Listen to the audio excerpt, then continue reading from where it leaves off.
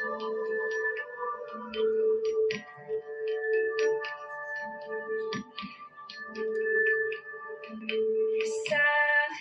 aux terres d'espérance, pays de l'hospitalité, terre légion remplie de vaillance, pour relever ta dignité. Terre si chère aux côtes d'ivoire,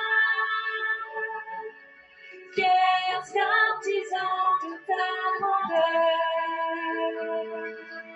tous rassemblés pour ta gloire, te bâtirons dans le bonheur.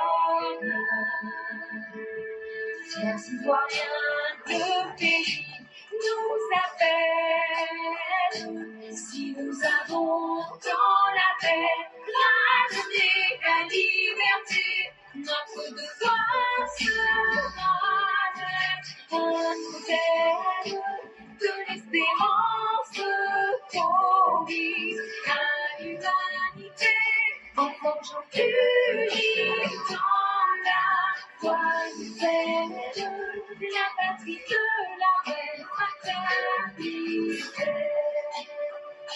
La patrie de la belle fraternité. La patrie de la belle fraternité.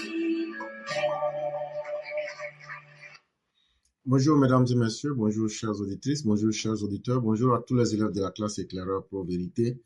Nous sommes en date du 10 avril 2025. Vous êtes sur la plateforme éclaireur Pro Vérité.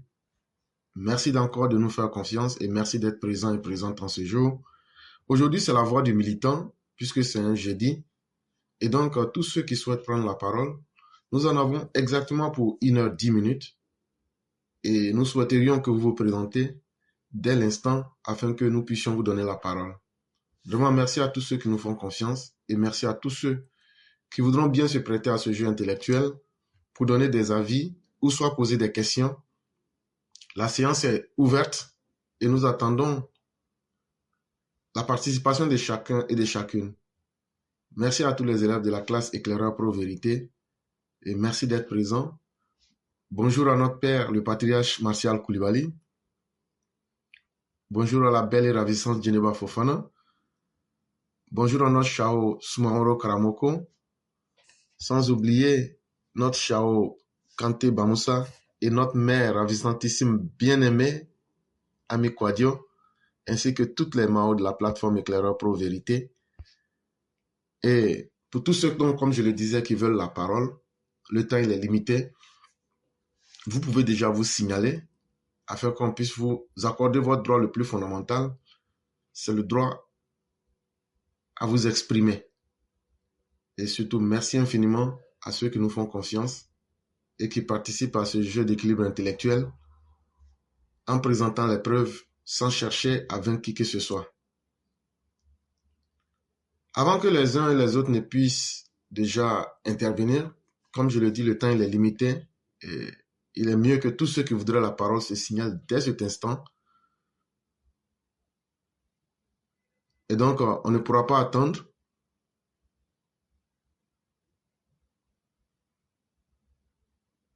Et donc, pour ne pas créer de vide, ceux qui veulent la parole, signalez-vous. Parce qu'une fois le temps passé, on ne pourra plus revenir en arrière. Et il y a Sundiata qui se présente parce que lorsqu'on n'a rien préparé, c'est difficile d'attendre et c'est difficile de mettre les gens en attente. Donc, ceux qui réellement veulent la parole, signalez-vous dans les minutes qui suivent. Et donc, on ne va plus attendre. On va directement progresser. Et c'est Sundiata qui est la première personne à se présenter. On va donc lui laisser la parole. Ce qui, de facto, va piéger les autres qui ne se présenteront pas à temps. Parce que après, on ne pourra pas improviser. Et donc, on va laisser Sundiata parler, puisque c'est Mère Ouragan et Sundiata qui sont là pour l'instant. On va permettre à Sundiata de prendre d'abord la parole. Et ensuite, selon la disponibilité, on verra donc ceux qui pourraient bien participer ou pas. Et donc, merci à tous. Et on commence déjà l'émission avec Sundiata le Conquérant. Allô? Allô? Bonjour le Conquérant. Oui, bonjour, cher frère Clara. Oui, comment allez-vous? Oui, je vais très bien et chez vous? Oui, ça va, on ne se plaint pas. D'accord. Ok, donc on vous laisse la parole. Alors, je vous remercie de me donner la parole.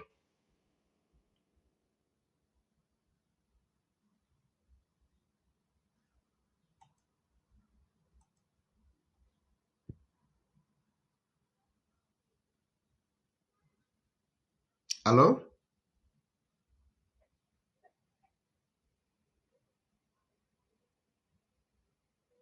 Est-ce que le concurrent est avec nous?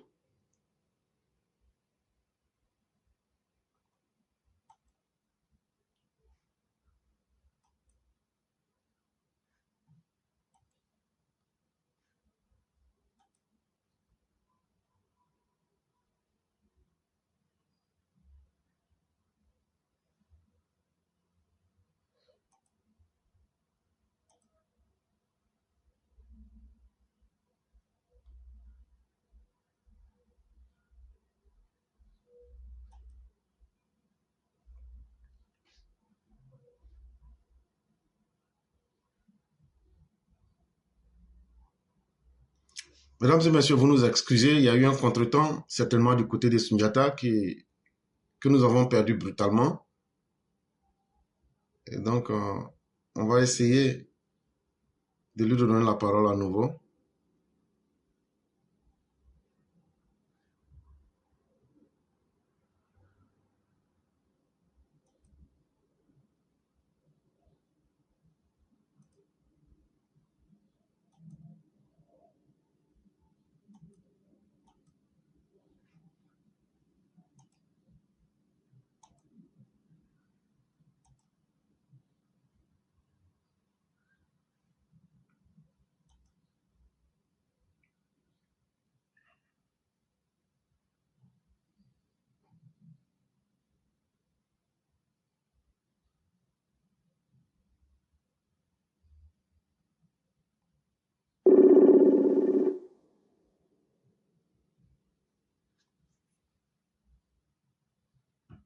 Alors, est-ce que Sundiata arrive à nous entendre parce que nous n'arrivons pas à vous entendre? Oui, mon frère, c'est nos connexions approximatives là. Hein. Ok, il n'y a pas de problème. On va faire comme on fait avec. Hein. Effectivement, effectivement. Mais Voilà. maintenant, on arrive à vous entendre, il n'y a pas de problème. Ok, je vous remercie de me donner la parole. Bonsoir à tout le monde. Je veux m'exprimer sur un sujet d'actualité. Il s'agit de la grève qui a eu lieu ce temps-ci dans le secteur éducation-formation. Comme vous le savez, il est toujours important dans une telle situation de donner son avis sur le sujet pour la manifestation de la vérité et aussi pour éclairer la lanterne des uns et des autres. Donc à ce sujet, je vais tout d'abord vous faire lecture d'une contribution personnelle sur le sujet et ensuite je vais faire quelques commentaires. Donc la lecture commence.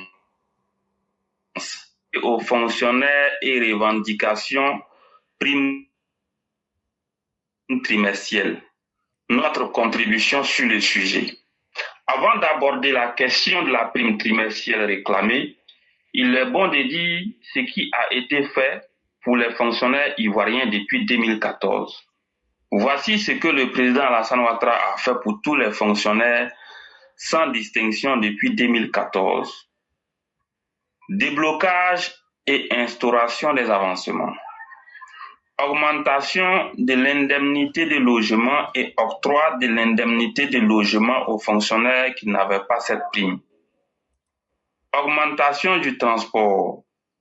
Augmentation des allocations allocation familiale, octroi d'un 13e mois équivalent au tiers du salaire de base, nouveau barème de taxation sur les salaires pour favoriser ceux qui étaient beaucoup plus taxés.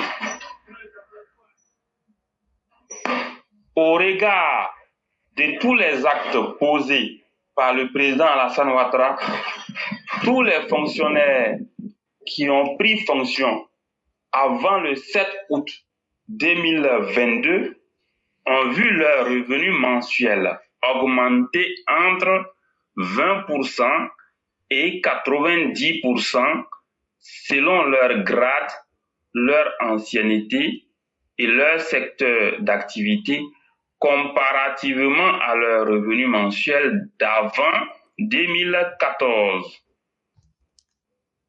Je mets n'importe quel fonctionnaire ivoirien au défi de venir prouver le contraire de ce que j'ai dit.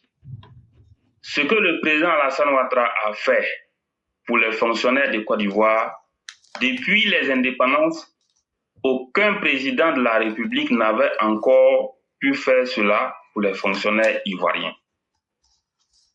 Concernant la prime qui fait l'objet des revendications dans le secteur éducation-formation, c'est une revendication qui est tout à fait normale. Mais nous estimons qu'à partir du moment où la trêve sociale a fait l'objet des signatures en 2020 pour prendre fin en 2027, il n'était plus nécessaire d'aller à un bras de fer. Il faut plutôt appliquer les recommandations signées en 2022 pour résoudre les problèmes. L'idée de l'octroi de la prime trimestrielle à tous les fonctionnaires ivoiriens est venue d'abord du gouvernement pour corriger les inégalités. Le gouvernement a constaté que 15 000 enseignants avaient déposé la craie pour se retrouver dans les ministères à prime et pourtant il y a un manque d'enseignants sur le terrain. Dès lors, la question a commencé à faire l'objet d'études de la part du gouvernement pour corriger la situation. Dès que les syndicats ont appris que la question est sur la table du gouvernement, comme tout le monde sait que c'est avec le président Alassane Ouattara qu'on peut tout avoir, les gens ont commencé à mettre la pression dans l'homme pour avoir gain de cause.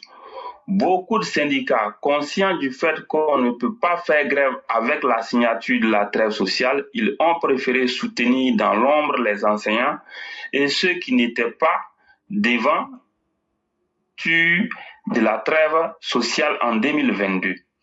Vous connaissez tous la suite. Mais pour octroyer la prime trimestrielle à tous les fonctionnaires, il faut un montant de 400 milliards de francs CFA. Il faut bien rechercher les fonds et inscrire cela dans le budget avant de prendre la décision. En clair, la question est bien à l'étude et je suis convaincu que ce problème sera résolu par le président Alassane Ouattara d'ici le 1er janvier 2026. Donc voici ici pour vous lecture d'une contribution personnelle sur le sujet en question. La dernière fois, j'avais déjà eu à évoquer cela ici. Je rentre dans les commentaires maintenant. Nous savons tous qu'en Côte d'Ivoire, il y a eu des avancées significatives concernant le revenu du fonctionnaire ivoirien. On ne le dira jamais assez. Le salaire, on le dit, le salaire, si vous voulez, d'une manière générale, le revenu global mensuel d'un travailleur, ça reste un secret professionnel, comme on le dit. Mais les réalités sont connues. La dernière fois, j'ai pris ici le temps de vous faire quelques démonstrations. Je ne vais pas revenir là-dessus. Mais je vous le dis, avec les avantages qui ont été accordés, parce que tout commence en 2014, avec le déblocage des avancements. Quand on a débloqué les avancements, je vous assure des gens qui travaillaient, il y avait de cela 15 ans, 20 ans, ou même 10 ans. D'autres ont eu 50 000 francs sur les salaires, d'autres ont eu 100 000 francs sur les salaires de plus, d'autres ont eu 200 000 de plus sur les salaires, d'autres même ont eu 250 000 francs de plus sur les salaires.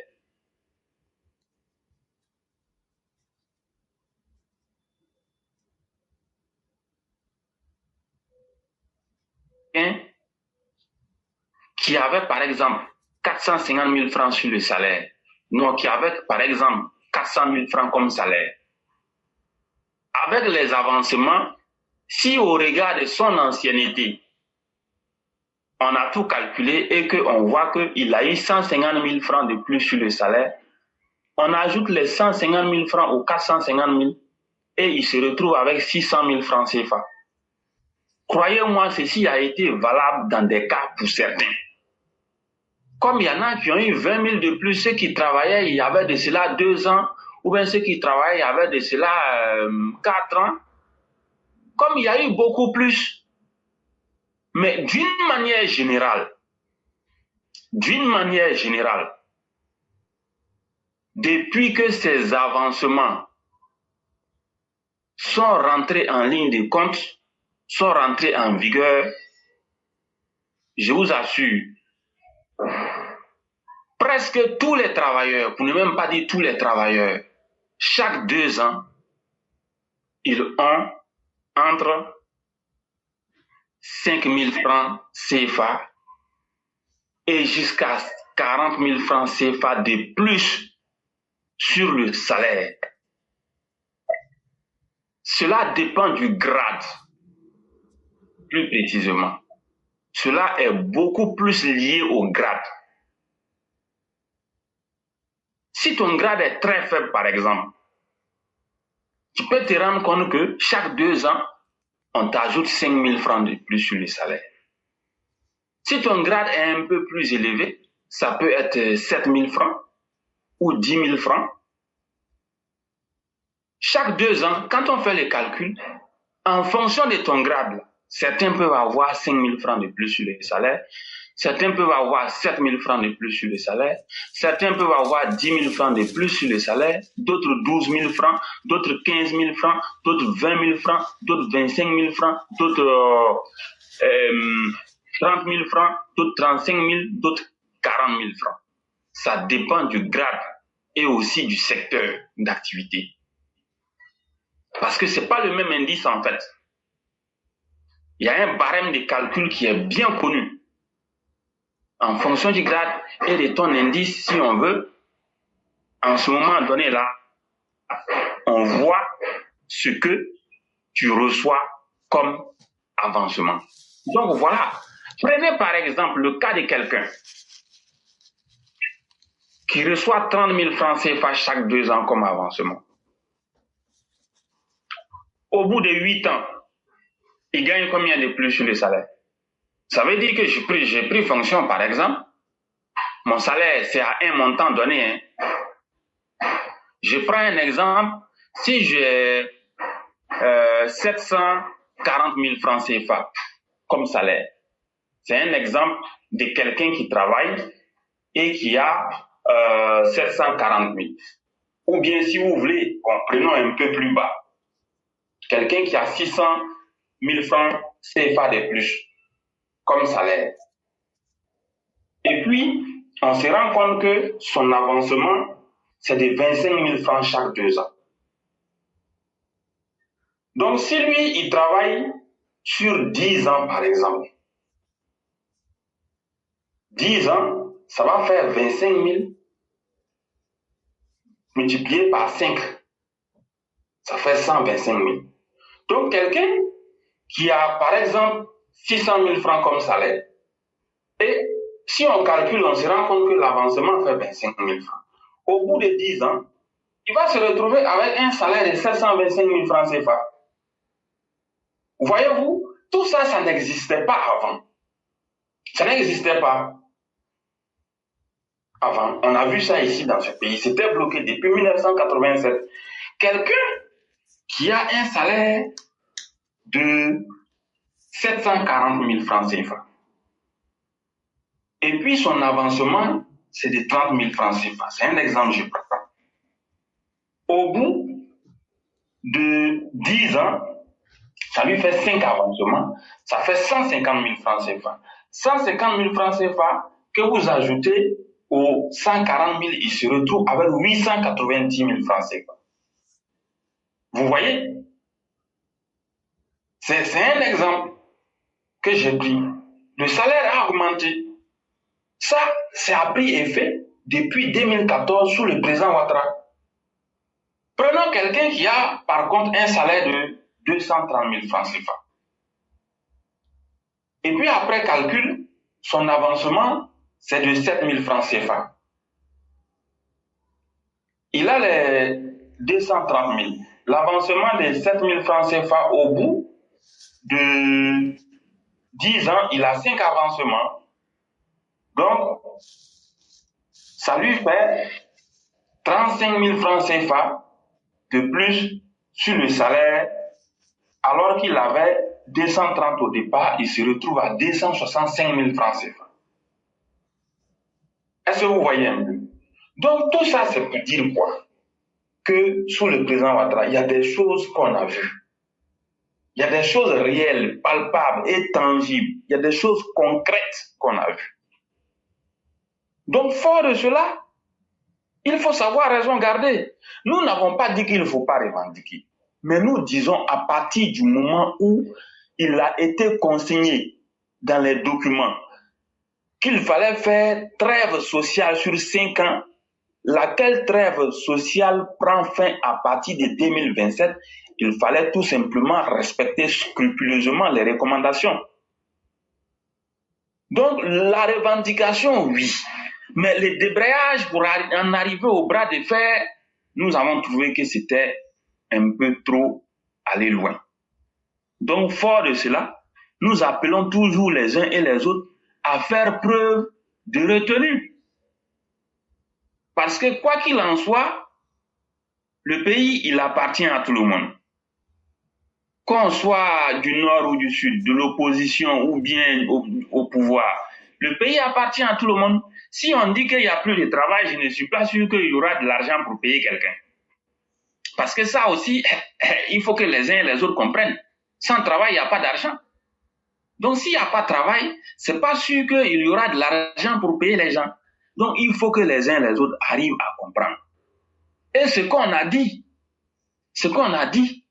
il y a eu l'augmentation du transport, il y a eu l'augmentation de l'indemnité de logement, les allocations familiales. Avant l'allocation familiale, quand tu as un enfant, c'était 2500. Mais aujourd'hui, là, on est passé à 7500 carrément. Vous voyez? Ça veut dire que si tu as, par exemple, 10 enfants et qui n'ont pas encore l'âge maximal requis, parce qu'à partir d'un certain âge, on ne les paye plus. Je crois que c'est entre 18 et 21 ans. Mais à partir de cet âge limite-là, on ne les paye plus. Si tu as 10 enfants, par exemple, en raison de 7 500 par enfant, vous voyez ce que ça fait? Ça fait 75 000 francs de plus qu'on va ajouter sur le salaire pour donner à la personne. Si c'est 5 enfants, on va vous ajouter 37 500. Donc, il y a tous ces aspects-là qu'il faut comprendre. Et le barème de taxation, on ne le dira jamais assez. Il y avait une catégorie de travailleurs comme ça qui étaient taxés très fortement. Quand on finissait de les taxer même là, eux-mêmes, vraiment, ils n'en revenaient pas. Pour vous dire la vérité, j'étais de ces personnes-là. Quand on finissait de nous taxer comme ça, quand je prends les taxes et puis je regarde là, moi-même je dis, ouais, moi-même je sens qu'il y a quelque chose même qui est sorti dans mon corps, comme on le dit. Mais lorsque on a revu ça avec un nouveau barème de taxation, certains n'ont pas eu grande chose, c'est vrai. D'autres ont eu 1000 francs, d'autres ont eu 2000, d'autres ont eu 3000, d'autres ont eu 5000. Mais quand il y a eu le nouveau barème de taxation, moi je vais vous dire la vérité, j'ai eu 17 000 francs CFA. Le nouveau barème de taxation qui est rentré en vigueur en janvier 2024, ça m'a beaucoup arrangé. Et grâce à ce nouveau barème de taxation là même, ça fait qu'aujourd'hui, là, si on dit il y a avancement, je me retrouve avec 30 000 francs CFA. Chaque 2 ans, on va me donner 30 000 francs CFA de plus sur le salaire. Est-ce que tout ça là, c'est pas beau à voir? Est-ce qu'on ne peut pas être assez reconnaissant? Je ne serai jamais en mesure de dire ici aux uns et aux autres, voilà ce que je gagne par mois. Mais je vous ai dit, moi j'ai pris fonction en janvier 2013. Ce que j'ai gagné là, je connais. Aujourd'hui là, on est en 2025. Plus de 12 ans après. Quand j'ai fait tous les calculs combinés, ce que j'ai gagné au départ, le revenu global, le salaire, plus certaines primes ajoutées, le revenu global, quand je le prends, le revenu mensuel que j'ai gagné en 2013, comparé au revenu mensuel que je gagne à la date d'aujourd'hui, où on parle en mars, si vous voulez, ou avril 2025, je suis à un taux d'augmentation de 83% bien compté comparativement au revenu mensuel de 2013. C'est cela la réalité. Donc, personne ne viendra vous dire, voilà, je gagne tant, voilà, je gagne. Mais la réalité, il y a eu des avancées significatives. Ça aussi, il faut le dire au public. Et c'est dans tous les secteurs. C'est pour cela, quand je parle, je pèse bien mes mots. Je dis augmentation entre 20% et 90%. Et je suis sûr même qu'il y a des gens là, ils ont eu jusqu'à 100%, plus de 100%. C'est une manière de parler, hein. Sinon, il y a des choses, on sait. Il y a des gens là, il y a leur salaire, il y a leur prime. Ils ont changé de catégorie, ils ont changé de ministère, ou bien ils ont changé d'entreprise, ou bien ils ont eu de nouvelles promotions. Quand ils vont être honnêtes avec vous, là, ils ont eu même plus même que 100%. Là. Mais quand je parle, je suis un peu plus précis pour concentrer ce que j'ai dit sur la grande masse. La grande masse d'une manière générale. Ceux qui ont pris fonction avant le 7 août 2022, là. S'ils prennent leur revenu, là, il y a eu augmentation entre 20% et 90% selon le grade, les secteurs d'activité et l'ancienneté. Ça, il n'y a pas matière à débat pour ça. Vous voyez un peu. Donc aujourd'hui, là, je l'ai dit, la revendication, on la comprend. Le gouvernement comprend qu'il faut résoudre ces inégalités-là.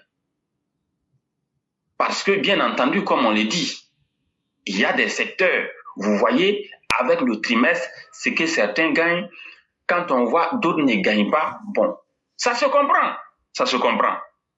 Mais je veux dire, le problème est à l'étude.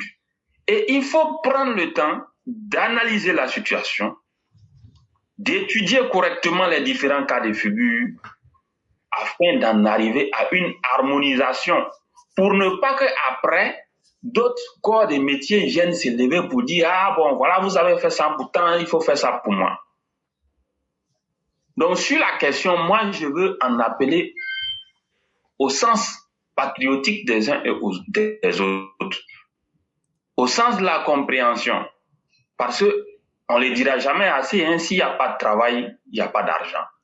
Bloquer les systèmes ou bien débrayer, je ne crois pas que c'est à l'avantage d'un seul camp. Hein. Ce n'est pas à l'avantage d'un seul camp, le fait de bloquer les systèmes. Donc, il faut que les uns et les autres comprennent. Laissons le temps de mieux aborder cette question-là pour ne pas créer des problèmes auxquels nous ne serons pas en mesure de faire face demain. Il faut bien chercher les fonds, il faut bien prendre en compte plusieurs autres cas de figure et il faut être sûr que quand on prend la décision, on est en mesure de payer. Parce que ça ne sert à rien de vouloir dire que, bon, moi, je vous donne tant. Et puis, le temps, il est dynamique, il court, il va arriver tout de suite. Quand la période arrive, on est tous coincés, on ne peut pas payer. On va dire quoi?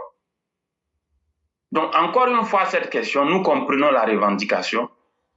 Nous sommes soucieux du fait qu'il faut améliorer les conditions de travail et de vie des travailleurs. Mais la réalité est aussi là, reconnaissons ce qui a été fait d'abord et ensemble, allons à la négociation, comme on l'a dit, pour trouver une harmonisation qui va aller à l'avantage de tout le monde. Donc, voici ce que je voudrais dire sur la question. Je vous remercie. Merci infiniment, Sundiata le concurrent. Merci d'avoir pris le temps de bien détailler et de bien clarifier les différentes opinions. Parce que lorsqu'il s'agit de la grève des enseignants et qu'on a donné notre position qui reste inchangée et qui reste très claire, nous nous sommes expliqués. Mais bizarrement, ce que j'ai constaté, c'est que beaucoup de fonctionnaires et enseignants en particulier étaient intéressés par les différents sujets que nous abordions sur les enseignants. Et lorsqu'on finissait, chacun venait donner son avis. Alors qu'on n'a jamais empêché quelqu'un, et j'ai toujours invité les uns et les autres, à venir sur la plateforme pour donner de façon très claire, même à contester ce qui était dit ici. Mais ils n'ont jamais pu le faire. Ils ne l'ont jamais fait. Et mieux, lorsque leurs représentants, Bliblé et M. Charles, qui ont été invités sur la télévision NCI 360, à la dernière minute, ils ont fui les débats. Mais quand tu penses que ce que tu dis est vrai, et qu'on te dit de la même manière que ceux qui ont dit qu'ils ne sont pas d'accord avec toi, on parlait, quand on te dit viens parler, tu dois être l'homme le plus à l'aise. Et c'est tout ça qui a justifié le fait que ces enseignants manipulés étaient manipulés au compte de l'opposition. Mais il faudrait que les gens comprennent quelque chose. Ce n'est pas parce qu'on est en train de dénoncer un fait qu'on est contre les enseignants. Ce n'est pas parce qu'on est en train de dénoncer, on ne dénonce pas parce qu'on est RHDP. Non. Et on ne dénonce pas parce que votre grève là, ça peut déstabiliser le pouvoir d'Abidjan. Loin de là. Hey, même ceux qui prennent les armes là peuvent pas, et je le répète, ils ne peuvent pas déstabiliser ce pouvoir RHDP. Même ceux qui prennent les armes. Mais c'était une manière pour nous de vous ramener à la raison. Pour vous dire qu'il y a eu un temps en Côte d'Ivoire où les dirigeants vous faisaient comprendre que la Côte d'Ivoire n'a pas d'arbre qui produit de l'argent à distribuer. Il y a eu un temps où la Côte d'Ivoire, le fonctionnaire était l'homme de lui-même. Vous allez prendre tous nos propos, tous ceux qui se sont prononcés sur la plateforme Éclaireur Pro Vérité, ils n'ont pas dit que faire la grève est un problème. Ils n'ont pas dit que vous n'avez pas le droit de réclamer quoi que ce soit. Mais ce qu'on était en train de vous faire comprendre, c'est que la posture adoptée là était faussée d'avance. Parce que vous voulez prime, il n'y a pas de problème. Mais demandez des primes pour tous les enseignants ou bien pour tous les fonctionnaires de la Côte d'Ivoire. Là, quand c'est comme ça, on ne tombe pas dans le perpétuel recommencement. Ce sont ces caractéristiques-là qui nous ont gênés. Et après, on a vu des comportements de militants politiques. C'est tous ces éléments-là qui nous ont permis de comprendre que vous n'étiez pas sérieux et que votre revendication, loin d'être située dans le besoin d'avoir quelque chose, c'était pour satisfaire aux envies des politiciens incapables de venir sur le terrain avec des idées pour convaincre les Ivoiriens. Là où les politiciens Laurent Gbagbo et Chaka Dia n'ont pas réussi là, c'est pas vous qui allez réussir. Et donc c'était par devoir de vérité que nous vous disions. Ce que vous êtes en train de faire là. Le gouvernement pouvait couper court pour vous dire ce qu'il pensait. Et le gouvernement pouvait vous dire ceci. L'État n'a pas un arbre qui produit des feuilles qu'on appelle argent. Les Ivoiriens sont comme les gens qui veulent du beurre, mais qui ne veulent pas qu'on traite la vache. Or, vraiment, c'est avec le lait de la vache qu'on fait le beurre. Je n'augmenterai pas un sou sur le salaire de quiconque. Donc les gens peuvent se mettre en grève. S'ils se mettent en grève, le résultat qu'ils vont récolter, c'est seulement qu'ils n'auront pas leur salaire. L'État n'a pas un arbre qui produit des feuilles qu'on appelle argent. Les Ivoiriens sont comme les gens qui veulent du beurre, mais qui ne veulent pas contrer la vache. Or, vraiment, c'est avec le lait de la vache qu'on fait le beurre. Je n'augmenterai pas un sou sur le salaire de quiconque. Donc les gens peuvent se mettre en grève. S'ils se mettent en grève, le résultat qu'ils vont récolter, c'est seulement qu'ils n'auront pas leur salaire. Et donc, quand quelqu'un te respecte, il faut aussi, ça devient une obligation de respecter la personne. Le gouvernement actuel vous a suffisamment respecté. Et vous devrez, vous, en tant que fonctionnaire de Côte d'Ivoire, adopter une posture de respect vis-à-vis aussi de l'État. Ça, là, ça ne se négocie pas. Parce que Alassane Ouattara, là, vous ne pouvez pas dire, même l'homme le plus bête en Côte d'Ivoire, c'est que Alassane Ouattara, ce n'est pas un plaisantin. Et c'est quelqu'un, là, il tient sa parole. Il ne va pas se lever comme ça pour faire comme ce que Babo faisait. Je vous donne votre sous-préfecture. Chaque campement qui demandait sous-préfecture, je vous donne, je vous donne. Sa parole, là, ça vaut plus que de l'or.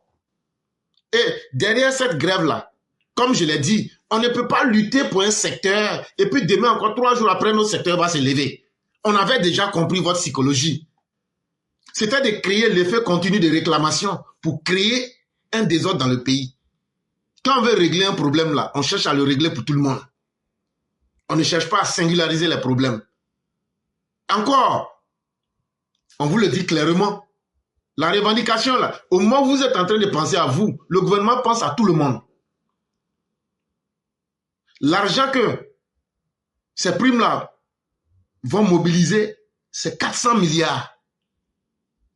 400 milliards là. Tu prends 1 milliard là, ça fait 1000 millions. Il faut multiplier ça par 400. Vous pensez qu'on peut se lever un jour comme ça parce qu'il y a 2 syndicats qui ne sont pas contents et puis mettre 400 milliards sur la table pour vous dire, bon, venez, vous allez prendre.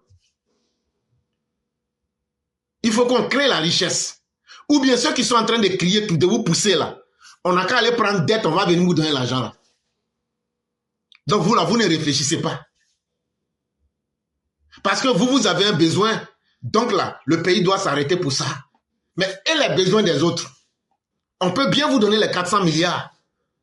Mais s'il y a des hôpitaux à construire, ou même des routes à construire, ou bien des infrastructures d'utilité publique, donc on doit arrêter ça pour vous faire plaisir d'abord. Alors qu'Alassane Ouattara aurait pu sortir pour vous dire, l'État n'a pas d'arbre qui produit de l'argent. Moi, Alassane Ouattara, je n'augmenterai aucun salaire et ceux qui n'auront pas travaillé, ils n'auront pas leur salaire. On vous dit, ce n'est pas par la violence, la négociation et l'intimidation que vous aurez quoi que ce soit. Et il faut que ce soit très clair. Tout le monde a besoin d'argent. Tout le monde a besoin d'améliorer sa condition. Et c'est normal. Mais quand vous transformez vos besoins corporatistes, quand vous transformez vos besoins en lutte politique, c'est ce qui n'est pas sérieux. Mais comme je l'ai dit et je le répète, c'est pas vous là qui allez vous lever. Et si ça dégénère plus que ça là, vous pensez que nous on va s'asseoir pour croiser les bras? Vous pensez que vous là, vous pensez que le jour que vous allez faire votre soulèvement là, nous on va s'asseoir et puis on va vous regarder et puis on va perdre pouvoir et puis maintenant là, vous allez venir maintenant là, nous maltraiter, nous torturer. Mais quand même, sachez que comme le dit Sun Tzu là, on va même utiliser l'énergie de notre désespoir contre vous. Et sachant notre capacité de nuisance à ce niveau-là, on préfère vous avertir de ne pas rentrer dans ce jeu-là. Hey, quelqu'un qui doit perdre pouvoir là, il n'a plus rien à perdre. Si on arrive à ce niveau-là, ne pensez pas que nous, on va se limiter à la parole. On va aussi lancer des millions d'hommes, de nos partisans, pour vous neutraliser. Ne pensez pas qu'on va s'asseoir et qu'on va vous regarder. Vous êtes trop petit, vous ne pouvez rien. Et ça, là, ça doit vous donner une leçon. Si vous ne savez pas vous souvenir de l'histoire, si vous ne savez pas vous souvenir qu'on est sorti d'un pays qui était complètement démembré et qu'il a fallu reconstruire, si vous n'êtes pas capable de vous souvenir que vous n'êtes pas les seuls dans le besoin dans la fonction publique et que vous n'êtes pas les seuls Ivoiriens et qu'il y a d'autres secteurs, et montrez-moi, et je mets quiconque au défi de nous démontrer que le gouvernement a dit que eux rompaient le débat, que le gouvernement disait nous ne sommes pas dans la négociation. Ni le ministère de la fonction publique, ni le ministère de l'éducation nationale, ni le gouvernement lui-même à travers le bureau du Premier ministre, il n'y a aucun qui a dit qu'ils ne sont pas prêts à discuter ou même qu'ils ont rompu les discussions.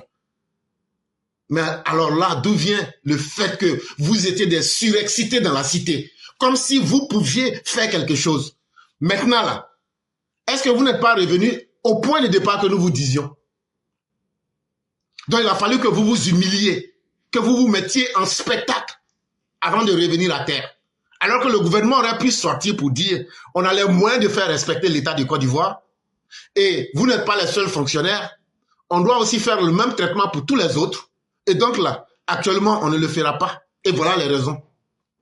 Et ce qui a été déjà fait là, quand ça se refait là, on appelle ça du déjà vu. Gbagbo a déjà fait ça.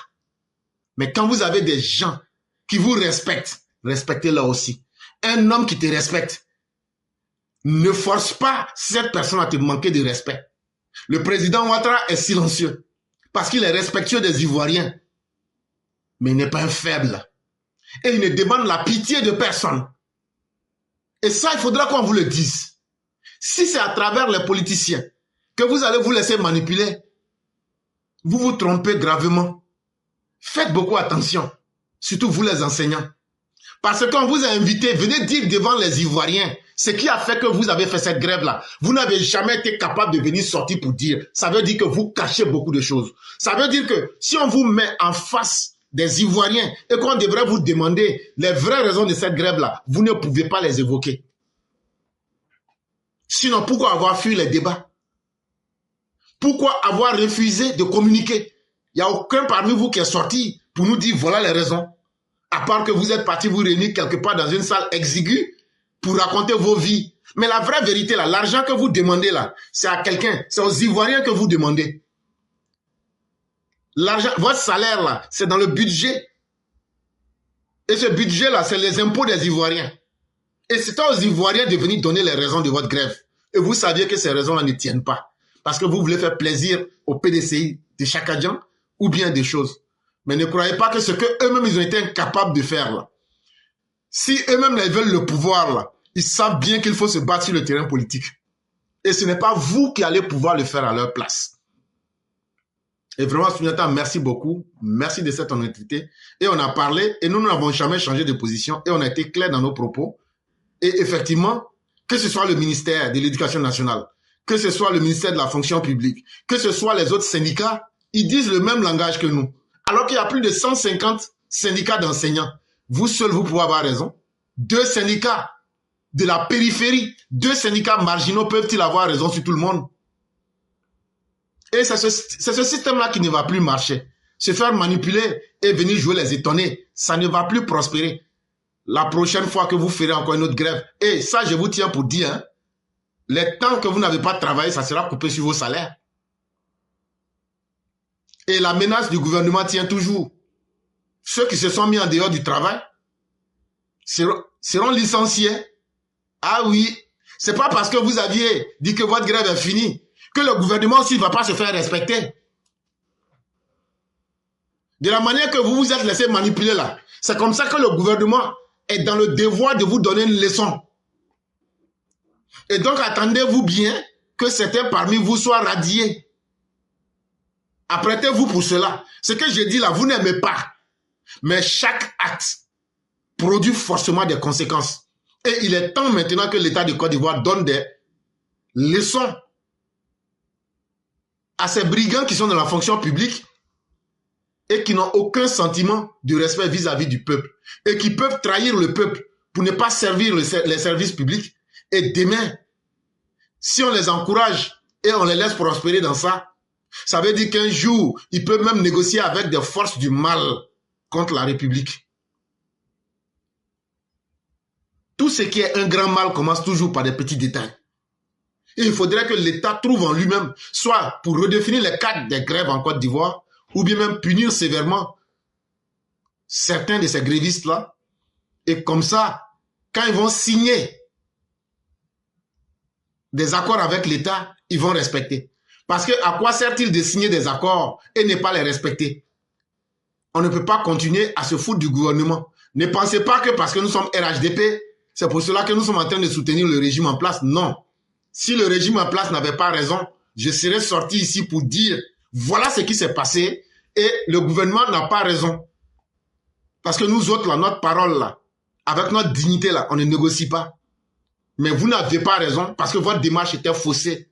Vous n'aviez pas raison parce que vous n'aviez pas été capable de venir dire la vérité aux Ivoiriens.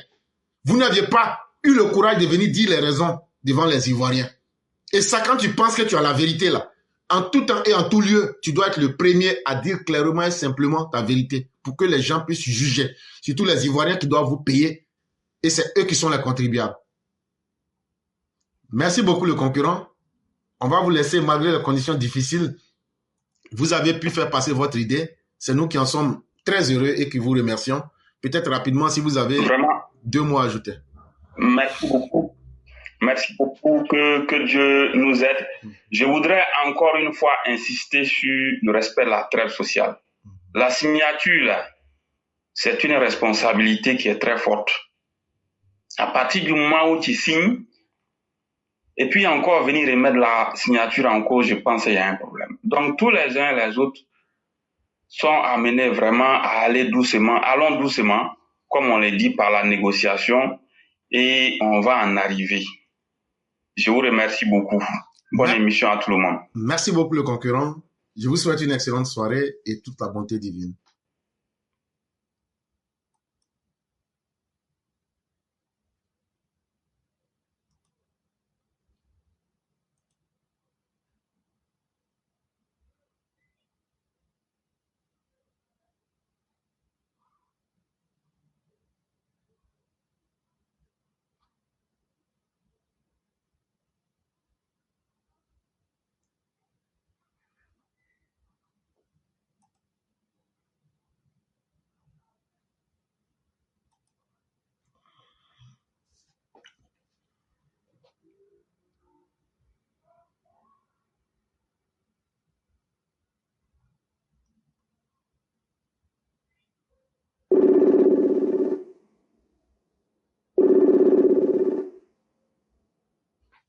Allô?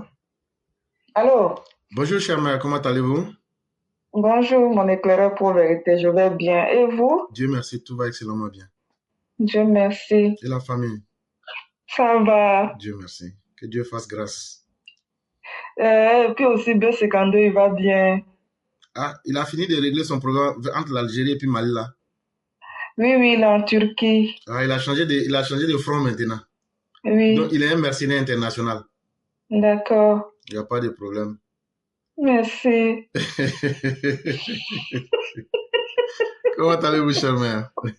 Ça va, mon éclaireur Dieu pour merci. vérité, ça va. Ok. Mhm. Donc, on va vous laisser la parole.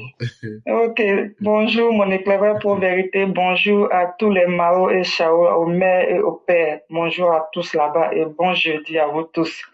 Ok. Dans la vie,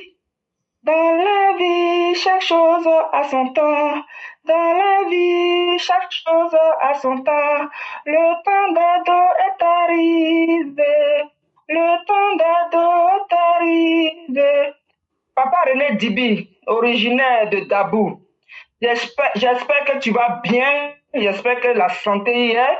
J'espère que toute ta famille aussi va bien. Oui, papa René Dibi, originaire de Dabou. J'espère que tu es toujours là et tu vois tout ce qui se passe à Dabou. Protège ta génération de jeunes que Gbagbo Sylla Abou Laurent, les refondateurs, demain 11 avril, veulent sacrifier pour les élections présidentielles d'octobre 2025. Avec la paix et la sécurité, vous vaquez à vos travaux champêtres. Gbagbo Sylla Abou Laurent a mis sa famille, Simone Eivé et ses jumelles ou je ne sais pas quoi, en sécurité. Nadi Gbagbo Bamba a mis son fils en sécurité. Les familles et les enfants des autres lambda prônent la vie sauve. Alors évitez les sacrifices humains, car nous allons combattre la mort électorale en octobre 2025. Oui, les Ivoiriens et Ivoiriennes disent non à l'opposition de la mort. Oui, disent toujours non à l'opposition de la mort en octobre 2025. Donc, Papa Ado, oui, Papa Ado, les opposants disent que tu as mis le pays en tête. Mais vous les Ivoiriens qui voyez clair, vous les Ivoiriens qui savez tout, grâce à la technologie que Tidjane Thiam, oui, elle est panafricain veut l'utiliser aujourd'hui, oui, pour dire que demain, c'est eux qui ont gagné au premier tour comme par miracle en Côte d'Ivoire. Donc, Papa Ado, oui, Papa Ado, des gens qui disent que tu as pris la dette. Et comme par hasard, ils disent qu'ils vont venir rembourser cette dette. Ah, Papa Ado, pendant ce temps, c'est des grands brouteurs, mais qui connaissent les chiffres de cette dette que toi tu as fait pour la Côte d'Ivoire. Voilà des gens qui se battent, qui disent qu'ils veulent venir t'enlever, que tu dois forcément partir, grâce à toi la dette augmente. Et cette dette qui augmente, alors que eux-mêmes là, pendant qu'ils ont gouverné la Côte d'Ivoire de décembre 1993, parce que Papa Oufoué, Nana, toi il était mis à côté cette fois-ci. Mais les gens de décembre 1993 à avril 2011, qui ont volé l'argent, qui ont fait que les Tchisa, les gigolos, ils ont fui dans les pays africains et même en Occident. Franchement, ils sont devenus des milliardaires en CFA et même des millionnaires. Des gens qui n'avaient rien comme Gbagbo et sa famille à l'époque, ceux-là sont devenus riches. Et ceux-là, ils disent qu'ils vont venir encore, c'est eux qui vont venir résoudre ce problème de dette. Ah, Papa Ado, toi au moins tes dettes là, on voit ce que ça fait. Oh. Toi au moins tes dettes là, c'est ça qui réalise l'Europe ici là. L'Europe là, ils sont plus endettés. Et ces bavardeurs, ces gueulards, ces vous-là qui sont en Europe là, sont en train de profiter à leurs familles, à leurs enfants, qu'ils ont mis au chaud et au froid à côté des cheminées. Et c'est ceux-là qui continuent de dire que les enfants des gens vont être sacrifiés pour qu'ils viennent au pouvoir. Papa Ado, nous là, toi tu es un vieux père. Toi, émotion même là, tu as déposé. Ça dit émotion, même quand il te voit même là, il a déposé. Si c'est une ou bien si c'est un là, c'est qu'elle sur l'émotion là à déposer à côté de toi, Papa. Donc il n'y a pas quelqu'un qui va t'effrayer dans quoi que ce soit. Papa, donc avec toi seulement là, on va voir les chantiers là avancer. Avec toi là, le pays va progresser. Avec toi là, le pays va avancer. On va pas regarder ces plaisantins là, ces vauriens, ces brouteurs là, ces gens qui sont dans les centenaires, qui ont volé jusqu'à qui continuent de voler. Parce que même les PDCI là, c'est des hypocrites, c'est des sournois. Parce que ces personnes là, même quand on dira-t-on que oui, ces gens-là, au temps de Gbagbo, non, ils n'étaient pas dans le gouvernement, ils n'étaient pas. Ça, c'est blanc. Ça, c'est blanc. C'est des gens là, eux, ils se disaient que c'est le pouvoir qui guettait. Mais dans le noir là, c'est des gens qui mangeaient. Eh oui, parce que Kadia a dit que lui, s'il ne prend pas DG de Paul là, lui, il ne rentre pas dans le gouvernement. Donc, il avait déposé l'ultimatum. Donc, vous comprenez? Donc, les gens de PDCI là, Gbagbo ne les a jamais touchés. Donc ceux-là, quand vous les voyez faire du boulot aujourd'hui derrière ce Chakadia-là, mais c'est pas c'est des pro-Gbagbo. Ils sont pas des pro-Gbagbo. C'est les pro-Gbagbo qui sont derrière Chakadia pour qu'ils viennent au pouvoir. Parce qu'eux-mêmes là, quand ils voient Gbagbo, désespoir de ça là même ne dit pas son nom. Donc c'est la raison pour laquelle eux, ils veulent qu'aujourd'hui des voleurs, toujours des voleurs, rien que des voleurs viennent prendre la Côte d'Ivoire. Et vous n'allez pas le permettre, Papa Do. Moi je vous en supplie. On pleure matin, midi et soir pour que ces personnes soient en sécurité. Et cette sécurité, c'est eux qui profitent plus. Parce qu'ils ont des gardes de corps, eux, ils ont des belles voitures. Ils roulent dans Côte d'Ivoire là. Surtout les échangeurs et ponts que tu as réalisés. Oui, même s'il y a des jetons même pour aider même des familles en détresse là, dans le gouvernement là, c'est eux qui profitent. Au rayé de Gbagbo là, il avait Adama Bitogo. La fille de Simone, une jumelle là, elle avait Kandia Camara. Pendant ce temps, ceux qui sont en train de souffrir, ceux qui sont en train de lutter et qui ont lutté auparavant, les gens continuent de pleurer. Papa Do, 5 ans, c'est beaucoup dans la vie d'un être humain de toute façon. Celui qui pense que un bébé qui naît là, quand il a 5 ans là, on voit qu'il est un peu bien formé. Donc 5 ans encore là. Si ces vauriens là disent qu'ils sont venus vraiment pour travailler pour la Côte d'Ivoire là, rien ne les empêche d'être patients. C'est cette impatience là qui ont fait qu'ils t'ont pourchassé. Papa, c'est cette impatience-là qui les ont mis sur ta route pour t'empêcher d'évoluer, pour t'empêcher de réaliser ce que tu as été réalisé. Eux-mêmes, ils savaient que si le père, général Guy Robert, s'ils n'avaient pas fait le truc de roubladise et puis boulangerie là, franchement, ils savent qu'ils n'allaient jamais venir au pouvoir. Mais toi, aujourd'hui, là, ces enseignants boucantiers que je dis là, j'ai dit, papa, c'est des enseignants boucantiers. C'est eux là, ils essayent matin, midi, soir. Toi, Simone là, toi, on t'a donné amnistie là même, regarde ce que tu es en train de faire. Ton Mogo même là, celui qui était chaud pour dire que les enseignants là, ils n'ont qu'à gréver, ils vont tout fermer. Toi, on t'a donné amnistie là, tu n'as pas changé alors que toi-même là, mais t'es plus dangereuse. Toi-même, tu es le diable en personne. Je dis, toi, tu t'es battu à Dieu dans ton rêve, quand tu dis que Dieu est de prier pour Ado là. Tu t'es battu à lui. Mais comme je sais que c'est devant micro de Dominico là, tu t'as dit le contraire pour que les enfants d'Ado vont dire, vous voyez, la maman elle a changé, la maman elle s'est fait humilier, la maman elle a fait pitié, et tout le monde est tombé dedans. Et tout le monde est tombé dedans. Dans ces mensonges-là, ça a eu des gens dedans. Oui, Bleu Goudé a parlé avec son papa. Mon frère Bleu Goudé, il a parlé avec son papa. L'enfant, il fait pitié. Vous voyez l'homme noir? Lui, il veut voir pour croire. Lui, il veut subir pour croire. Lui, s'il n'a pas vu là, il n'est pas en paix. Mais ça, c'est la sorcellerie. Oui, mon éclaireur, c'est la sorcellerie. Oui, les MPV, là, c'est la sorcellerie. Parce que ça, on n'a jamais vu ça, des gens qui souhaitent même que le pays devienne comme le Burkina. Oui, il y a le Burkina, parce que les gens qui sont là-bas, là, eux, ils vivent dans une seule ville pour gérer ce pays-là. Mais ils veulent que la Côte d'Ivoire devienne le Burkina, le Mali, le Niger. Mais vous pensez que le Cameroun est aussi en paix? Même le Nigeria, même quand on dit qu'ils sont la première puissance dans je ne sais quoi là. Mais ils ne maîtrisent pas tout le pays.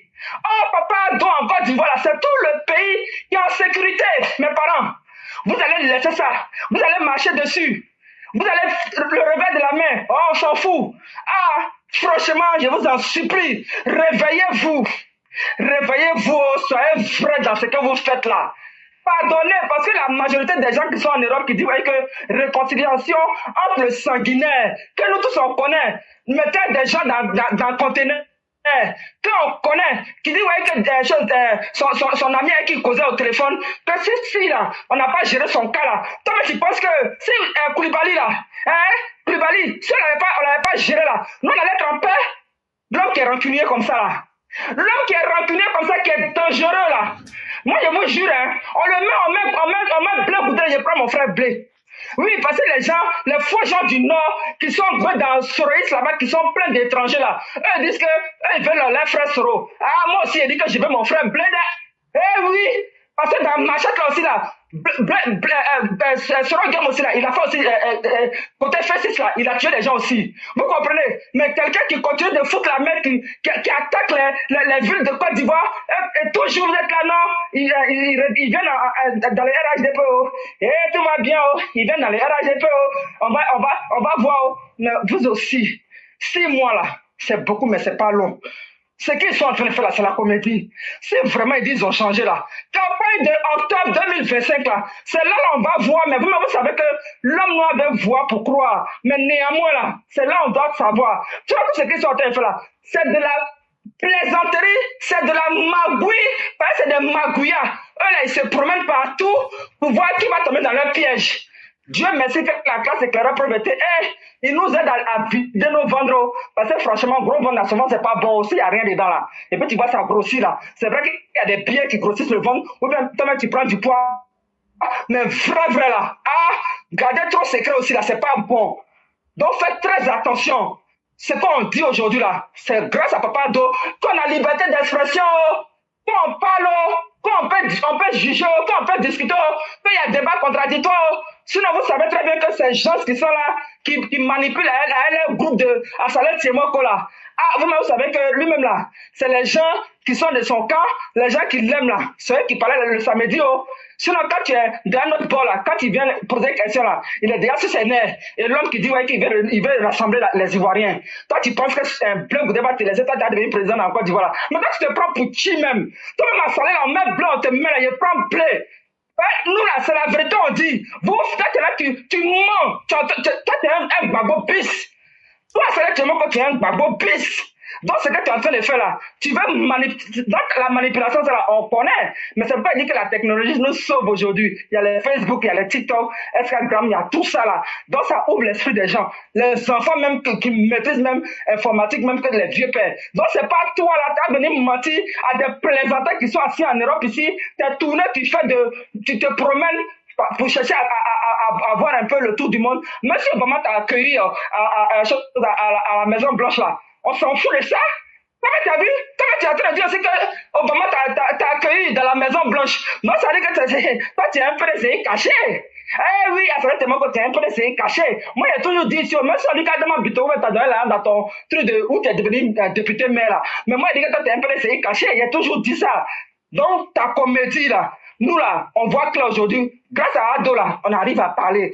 Toi, tu dis ouais, que tu étais étudiant, toi tu étais étudiant, toi tu étais quoi? Et puis Babo t'a mis en prison. Toi, tu n'étais pas journaliste. Tu vois, tu mens tellement, tu mélanges tout, et les gens sont là, ils t'écoutent, ils ne disent rien, parce que tu sais que le président là, il parle pas, il ne dit rien, il ne branche pas, et puis il n'est pas bête.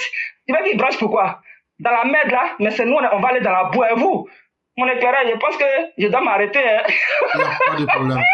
Vraiment, merci beaucoup, chère mère. Merci infiniment de tout ce que vous avez dit. Et dans vos propos, vous interpellez les uns les autres à ne pas s'oublier eux-mêmes et à surtout prendre conscience du mal qui nous entoure. Vous savez, ce qui a fait la différence entre l'être humain et les animaux dans la nature, c'est que dès les premières heures de notre existence, on a développé en nous la peur. La peur n'est pas un malheur, ce n'est pas un signe de faiblesse, c'est même un réflexe pour pouvoir sauver sa vie. Quelqu'un qui n'a pas peur, c'est quelqu'un qui est inconscient et c'est quelqu'un qui est stupide. Parce que c'est quelqu'un qui ne mesure pas les dangers qui sont autour de lui. Et il faudrait que les uns et les autres comprennent. Vous avez dit un mot. Les élections actuelles qui vont venir, ça sera une lutte contre la mort. Et c'est tellement triste pour la Côte d'Ivoire et pour les Ivoiriens que chaque fois les opposants nous ramènent à cela, comme si la vie des Ivoiriens n'en valait pas la peine. Mais cette fois-ci, si vous nous donnez l'occasion, si la seule et unique opportunité c'est de sauver des vies et de sauver nos vies, sachez que cette fois-ci, ça ne sera pas comme 2020. On vous le dit, mais on vous le dit pour de vrai. Et comme disait quelqu'un, tous ces opposants qui viennent, on dit quelque chose qui vient vers toi là.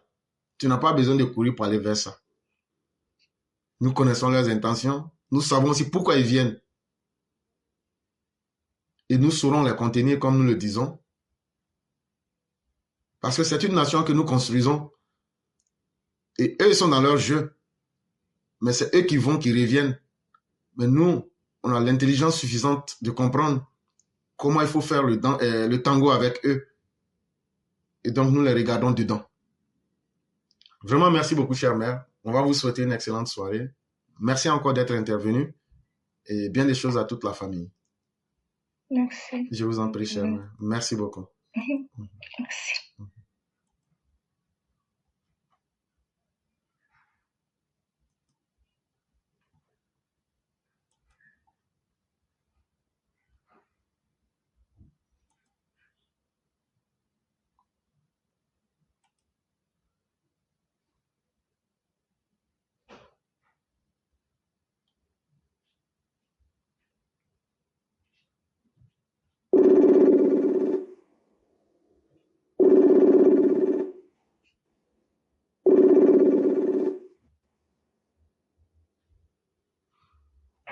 Allô? Bonjour, chère mère. Comment allez-vous? Oui, bonjour éclaireur, je vais très bien. Et vous? Dieu merci, tout va bien. Ah, Dieu merci. Ok, donc on va vous laisser la parole. D'accord. Merci beaucoup, éclaireur, de me donner la parole. Bonjour, bonsoir à tout le monde. J'espère que vous allez tous bien. Aujourd'hui, je vais parler d'une dame, une vidéomane qui s'est fait appeler Monica l'impacteuse.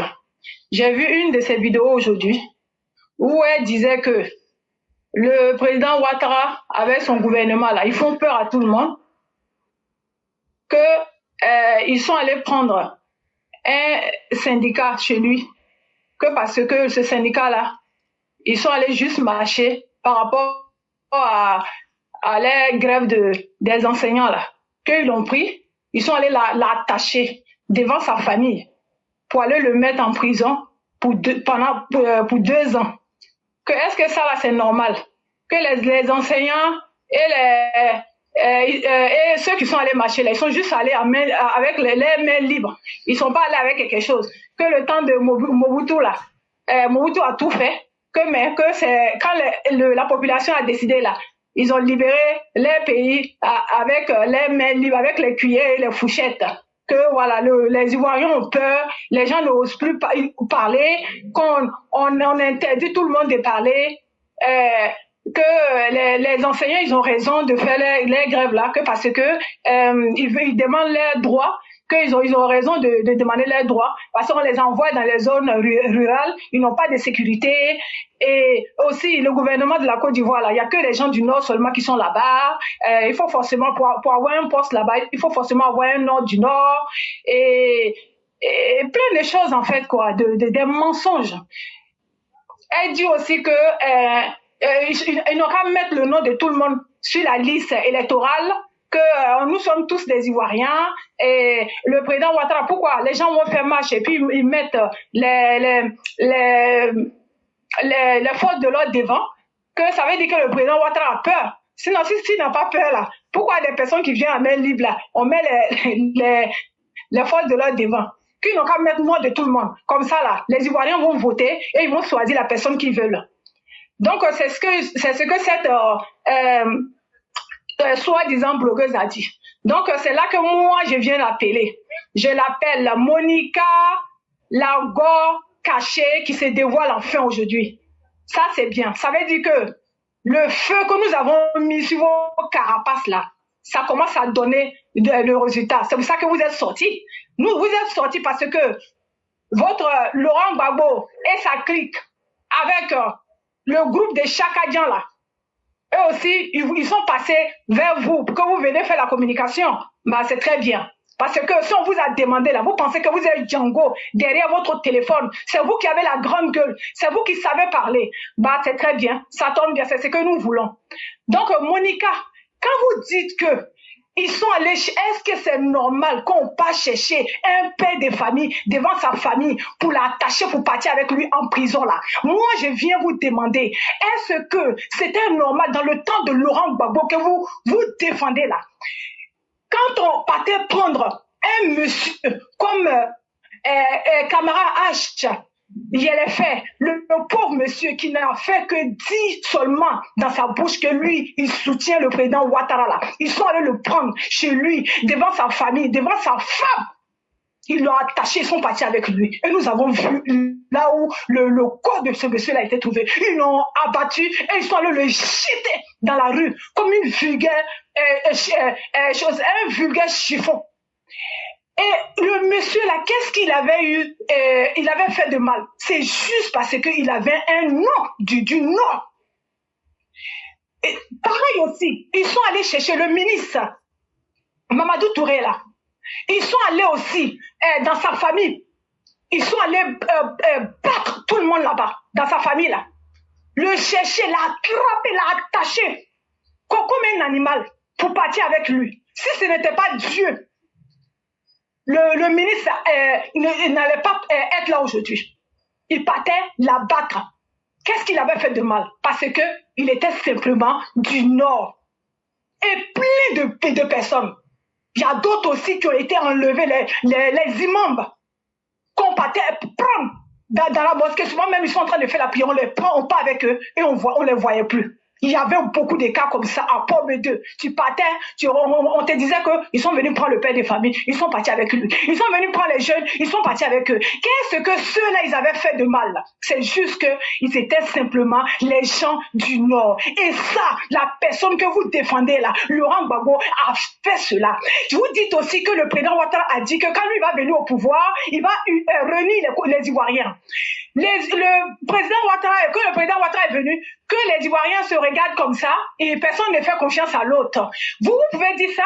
C'est dans le temps de qui que l'ivoirité a été créée? Parce que vous défendez aussi Charadia. C'est dans le temps de qui? C'est pas le PDCI qui a envoyé l'ivoirité? C'est pas eux qui ont envoyé la division? C'est pas eux qui ont fait ça? Les Ivoiriens là, et les gens du Nord là ne font pas partie des Ivoiriens? Pourquoi ils étaient pourchassés comme ça? Qu'est-ce qu'ils avaient fait de mal? Le président Ouattara, là, dans son gouvernement, là, il n'y a que les gens du Nord dedans. Personne ne peut dire cela. Et pour vous dire, parce que c'est ça votre manipulation. Vous voulez blaguer les gens. Vous voulez tromper les Ivoiriens. Vous voulez les cogner la tête l'un contre l'autre. Mais madame, je viens vous dire que vous avez tapé à la mauvaise porte. Parce que le président Ouattara, là, il est défendu même par les gens même que nous appelons Bousmani même. Pour faire la globalité de la manière qu'on nous appelle les Djoula. C'est comme ça, on s'appelle comme ça. Parce que ces gens-là, ils ont une cervelle. Ils savent que le président Ouattara, là, ce n'est pas dans la bouche. Le président Ouattara, là, son travail, là, ça se voit. Le président Ouattara, là, est parti s'arrêter devant sa population, sa famille, pour dire que moi, je ne suis pas le président d'un seul parti. Je suis le président de tous les Ivoiriens. Et il est l'un des rares présidents à avoir fait cela. Et ça se voit. Il est le président de tout le monde. Il fait tout pour qu'il y ait la paix. Et c'est ce que nous voyons. Il y a la paix entre nous, les Ivoiriens. Et quand vous dites que les gens ont peur, que les gens, ils ont du mal à circuler, ils ont du mal à s'exprimer. Vous, ça fait longtemps que vous êtes, au Canada. Vous êtes au Canada, là. Vous êtes parti à quel moment au Canada? Vous êtes parti même, peut-être même avant même le temps de Laurent Gbagbo. Pourquoi vous n'êtes pas retourné en Côte d'Ivoire pendant que le Laurent Gbagbo était là? Vous auriez dû vous retourner puisque le pays était si bien à ce moment-là.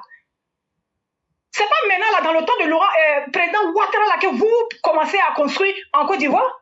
Pourquoi vous faites cela si le pays n'était pas aussi bien que ça? Si le pays n'était pas sécurisé? Si vous ne vous êtes pas senti bien, vous dites aussi que le seul engagement que le président Ouattara a respecté là, c'est les routes. Ah, heureusement qu'il a au moins respecté ça. Et vous, votre Laurent Gbagbo, et vous, votre Chakadian, et le PDCI, là, qu'est-ce qu'eux, ils ont honoré? Qu'est-ce qu'ils ont promis? Qu'est-ce qu'ils ont honoré? Rien. C'est bien facile de venir s'arrêter là pour parler, pour faire la grande gueule, pour mentir aux Ivoiriens. Vous dites que le pouvoir là va quitter, c'est rentré, sorti ici, on est fatigué, Vous êtes fatigué là-haut. Si vous êtes fatigué là, allez-y là où vous voulez. Vous demandez aussi qu'on n'a qu'à libérer les gens là et ils n'ont qu'à appeler les enseignants qui grèvent là à la négociation. Ils n'ont qu'à libérer le monsieur. Si on ne le libère pas là, qu'est-ce que vous allez faire? Quel est votre pouvoir? C'est ça qu'on attend. Vous faites la grande gueule là. Vous n'avez plus de dame, vous n'avez plus de force. Ça fait longtemps que vous faites cette grande gueule là et il n'y a rien qui sort dedans. Venez, vous allez enlever le président Ouattara là où il est. Déjà, vous êtes une personne comme ça, une personne qui veut que la Côte d'Ivoire n'a qu'à revenir à une personne comme Laurent Gbagbo, une personne qui n'a fait que prendre l'argent de la population ivoirienne pour distribuer aux Français, pour donner aux jeunes filles. Vous dites que nos dirigeants là, que c'est eux qui prennent les primes, qu'ils ont beaucoup de voitures cachées dans leurs garages. Moi, je vais vous dire que dans le temps de Laurent Gbagbo là, il prenait l'argent du contribuable pour distribuer aux jeunes filles, pour distribuer à ses amis, pour distribuer aux étrangers, pour donner à tout le monde, en laissant les Ivoiriens dans la faim, en laissant la Côte d'Ivoire dans un sale état. Et nous avons tous vu ça. Et le temps de Laurent Gbagbo là, est-ce qu'il augmentait le salaire des enseignants? Il disait ce qu'il pensait. Le professeur a mis la vidéo, qu'est-ce qu'il disait? Et qu'est-ce que les gens ils faisaient en ce moment? Pourquoi ils ne marchaient pas? Parce que dans le temps de Laurent Gbagbo là, quand tu sortais là, on ne te prenait pas pour aller te mettre en prison. Ça c'est un luxe. Nous on trouvait que le président Ouattara même est trop gentil. Le temps de Laurent Gbagbo, tu peux marcher, tu pouvais dire ce que tu pensais, mais c'est au cimetière qu'on t'a mené. Vous avez perdu la mémoire. Vous avez parlé du cas de Toussaint. Le Toussaint dont vous avez parlé là, c'est lui seul qui a été, qu'on a ôté la vie. Et les autres alors? Vous avez la mémoire sélective. Vous avez le cerveau à l'envers. Vous êtes là. Vous n'êtes intéressé que par vous seulement. Vous êtes une égoïste. Une personne qui passe son temps à mentir. Une personne comme ça, même, vous vous faites appeler Monica l'impacteuse là. Vous impactez qui? Monica, la menteuse. Monica, la profiteuse. Monica, la cogneuse des têtes. Vous êtes là. Vous êtes là. Votre haine est en vous depuis longtemps. Vous avez camouflé. Vous êtes parti en Côte d'Ivoire. Quand vous avez su que vous partez en Côte d'Ivoire, vous avez fait semblant d'aimer le pouvoir. Quand vous êtes quitté là-bas, là, maintenant, là, vous commencez à faire sortir votre vrai visage. Sachez que la manipulation que vous voulez faire pour diviser les Ivoiriens, là, ça ne va jamais arriver. Les Ivoiriens savent qui les aime. Les Ivoiriens savent qui est là pour eux. Les Ivoiriens ne vont jamais accepter que le pouvoir revienne à un étranger comme le Sénégalais de Chakadjan, là. Les Ivoiriens ne vont jamais accepter que le pays, la Côte d'Ivoire, revienne dans la main d'un criminel comme Laurent Gbagbo, un voleur comme Laurent Gbagbo, un menteur comme Laurent Gbagbo, un manipulateur comme Laurent Gbagbo, un cogneur de tête comme Laurent Gbagbo. Diviser pour mieux régner, Laurent Gbagbo. Vous avez parlé ils ont cassé les maisons des gens, c'est rentré, c'est sorti ici. Laurent Gbagbo là-haut, qu'est-ce que lui il a fait pour les gens? On a toujours dit ça. Il y a eu la canne en Côte d'Ivoire. S'il aimait vraiment la Côte d'Ivoire là, pourquoi il n'était pas là pendant ce moment-là? Il n'a jamais été là. Et quand il a su que le pouvoir allait échapper, le pouvoir allait l'échapper là, qu'est-ce qu'il a fait? Il n'a pas envoyé ces gens-là pour aller casser tout dans le pays. Une personne qui aime un pays, il a fait faire cela. S'il aimait la Côte d'Ivoire, est-ce qu'il allait faire cela? Il a détruit tout. L'argent que le président Ouattara a pris pour construire tout ça là. Si Laurent Gbagbo n'avait pas fait cela, cet argent pouvait servir à autre chose. Ça pouvait même être servi pour distribuer même aux enseignants qui se baladent aujourd'hui.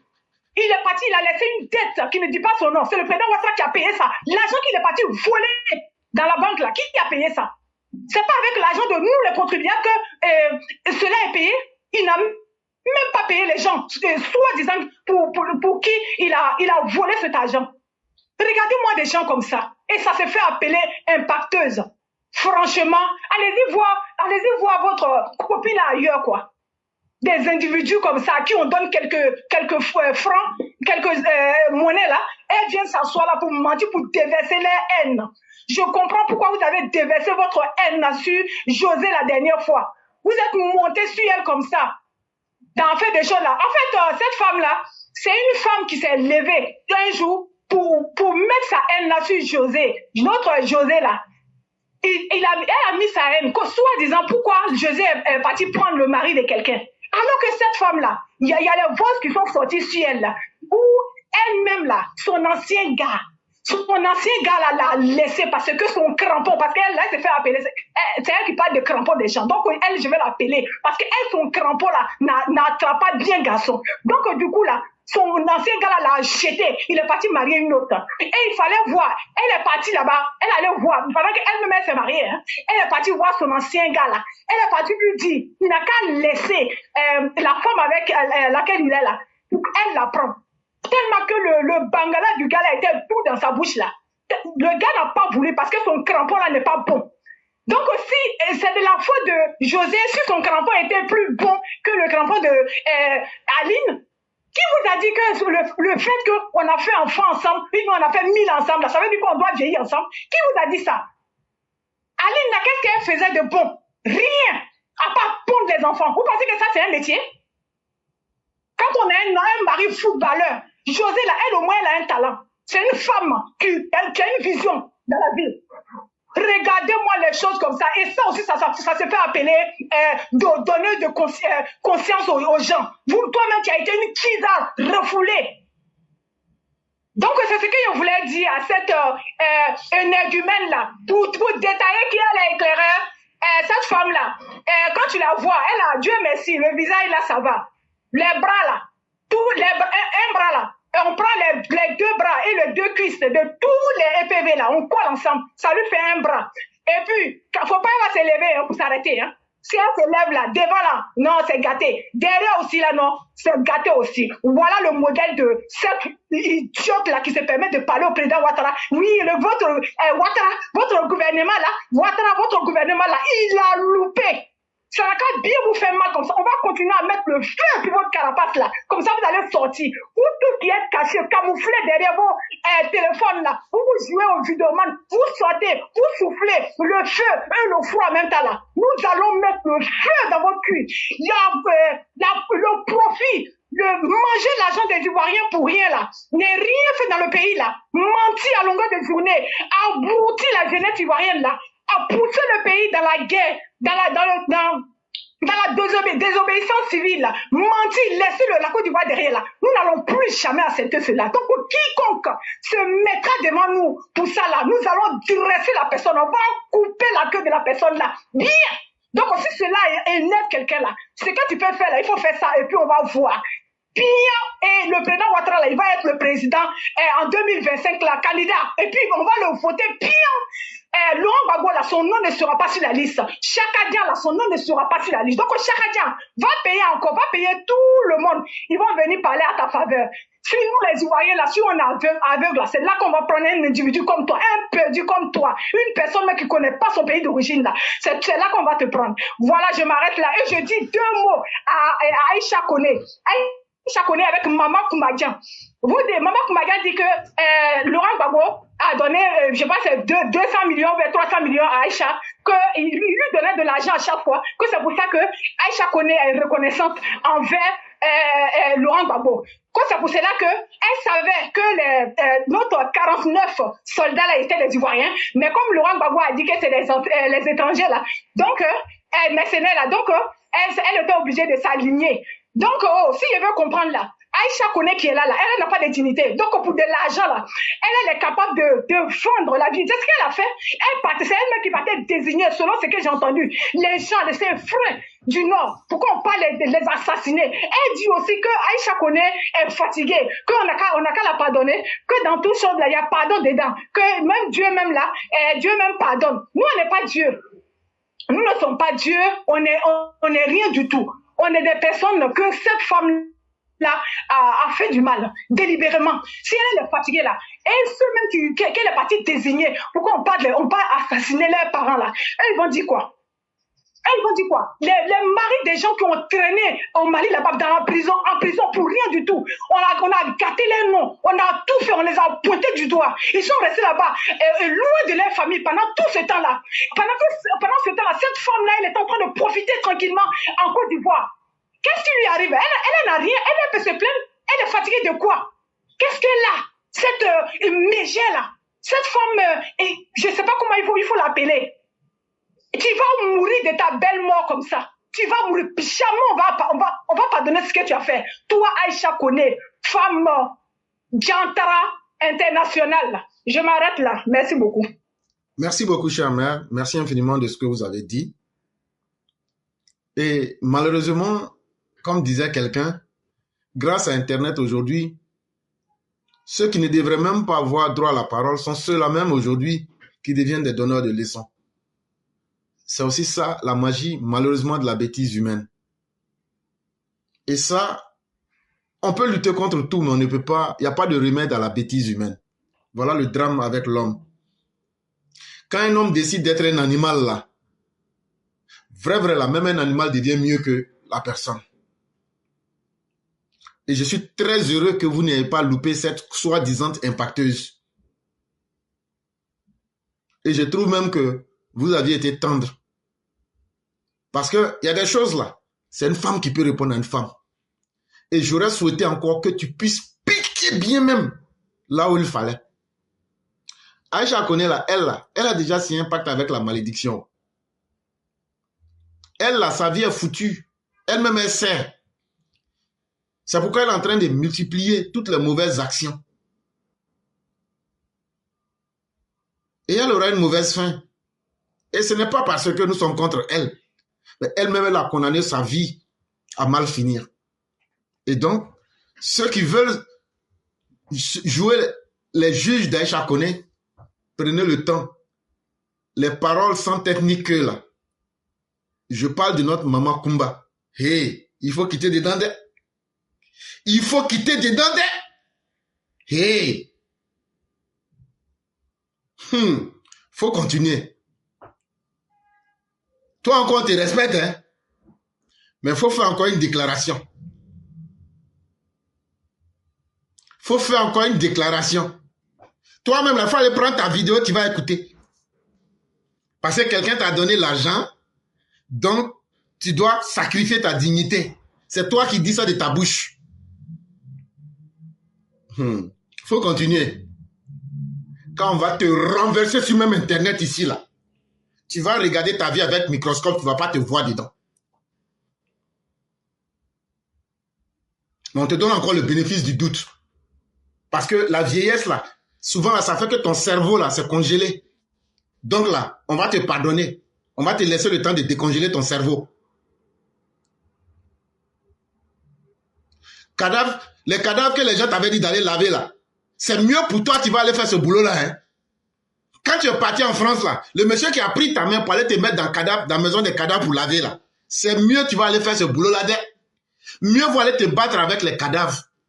Sinon, là, si c'est sur Internet, là, tu veux qu'on a qu'à mettre fin à ta vie avec la même bouche que tu as utilisée, là. Hey! Maman Kumba, hey! Hey! Faut sortir encore. Aïcha connaît, là. Elle-même, elle est là, elle nous connaît. C'est quand on lui a montré dans les 49, là, elle connaît. Mais si toi, tu veux ta part, là, on va bien faire ton bagage. Et puis, on va attacher ça pour mettre ça sur ton dos. Faut sortir encore pour faire une deuxième déclaration. On sera sans limite sur toi. Parce que tu as fait des propos hypocrites.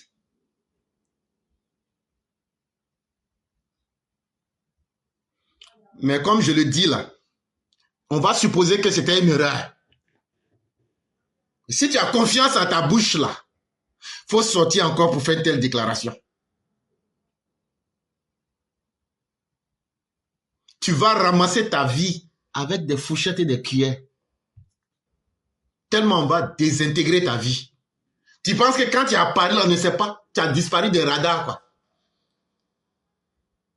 Tu penses que tu es né vieille quand on ne connaît pas ta vie. Si tu ne veux pas toi-même là te mettre dans la place où les gens font semblant de t'oublier là, faut sortir encore pour venir narguer les gens. Donc vous pensez que quand vous parlez là, ça a des chiens vous parlez, ils n'ont pas de cerveau pour réfléchir. Quand on a ton âge là, toi Kumba là, à cet âge là, on peut tout accepter dans la vie, mais il ne faut pas accepter qu'on dise que tu es une vieille hypocrite et malhonnête. Et c'est ce que tu as fait là.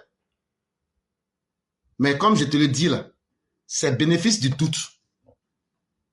Si tu es sûr de ta bouche, il faut sortir encore pour parler des paroles bandées cons comme ça. Tu vas voir ce qu'on va te montrer. Tu vas voir ce qu'on va te montrer. Ça ne va pas aller loin. Ce n'est pas dans bouche-bouche là, tu vas comprendre. Et puis, cher mère, j'ai trouvé que tu as été tendre avec Monica là.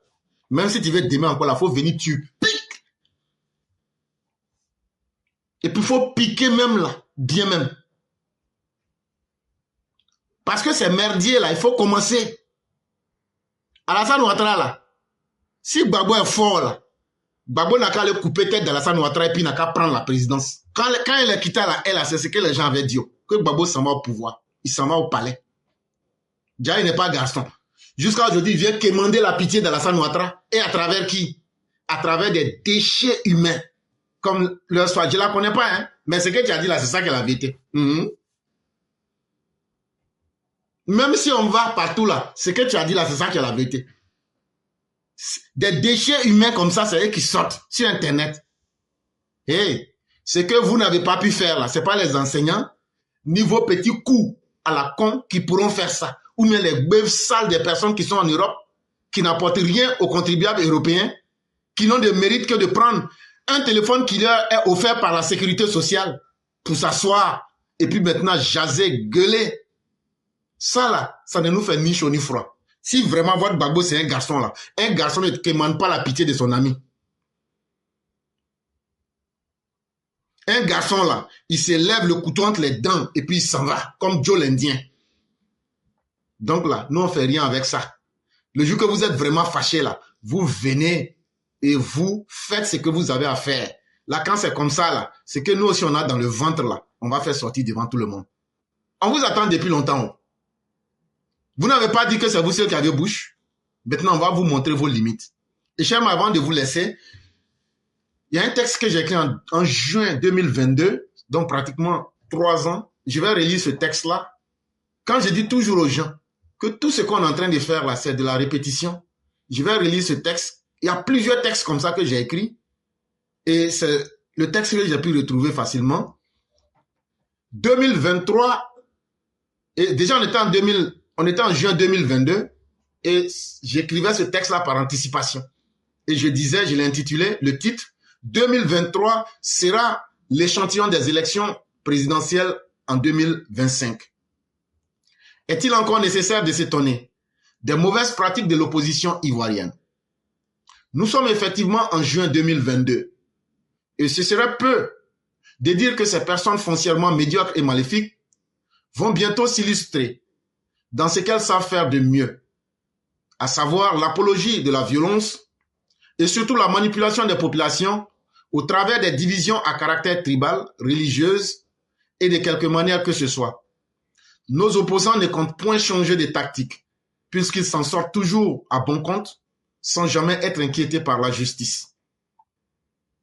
De toute façon, ni leurs enfants, encore moins leurs épouses et proches parents, ne figureront dans le décompte macabre.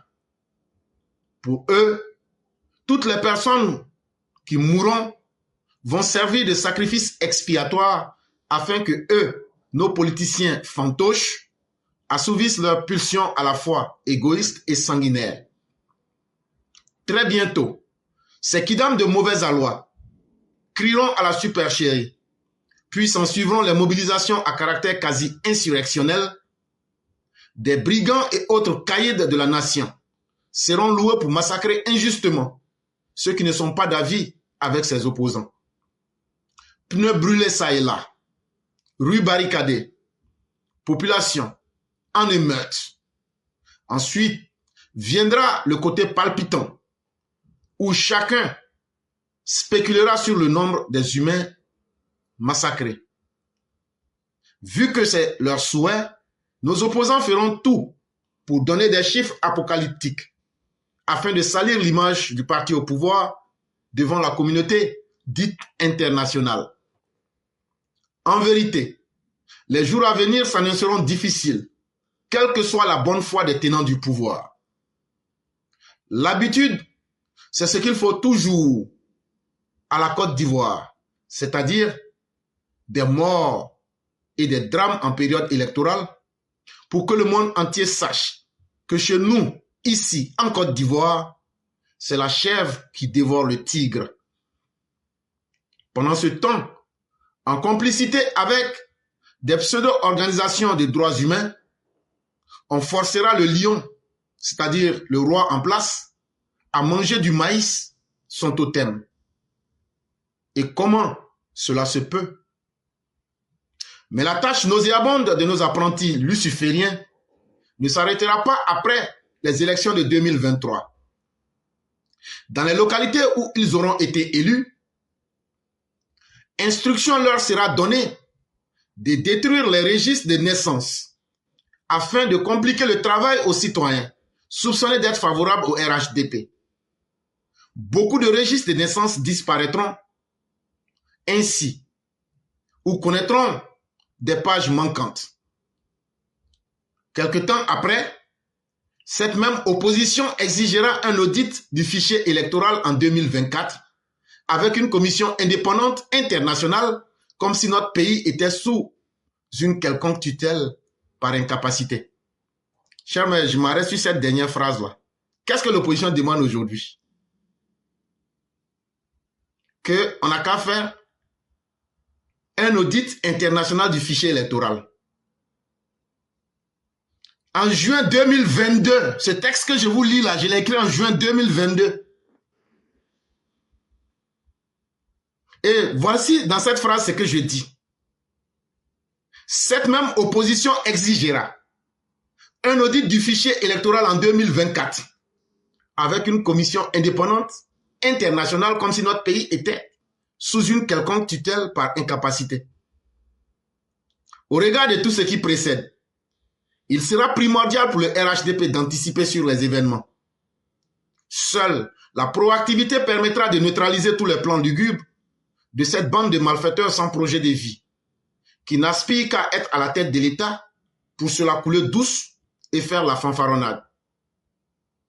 C'est en ce sens que la nouvelle nomenclature du RHDP mise en place doit tenir compte des réalités du terrain, tout en prenant soin de minimiser au maximum les frictions et les incompréhensions internes dans nos différentes contrées.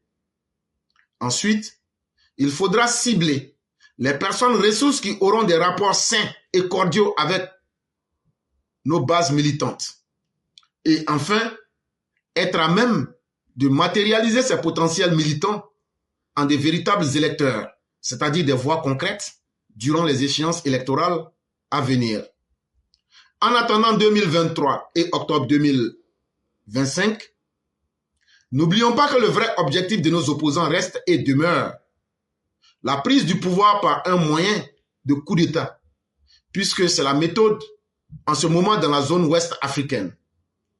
Pour atteindre ce dessein honteux, nos opposants comptent résolument sur un certain Tieni Banani, qui a encore démontré le 19 juin 2022 qu'il ne se détachera jamais de la violence armée, puisque c'est l'unique panacée selon lui, même encore en cette année 2022 et dans les années à venir, si Dieu nous accorde la grâce de vivre assez longtemps. Source éclaireur pro-vérité. Ça, c'était déjà des choses que j'avais eu à évoquer depuis juin 2022. Et il y a beaucoup de textes comme ça qui ont été écrits. Vous allez trouver tous ces textes-là sur YouTube.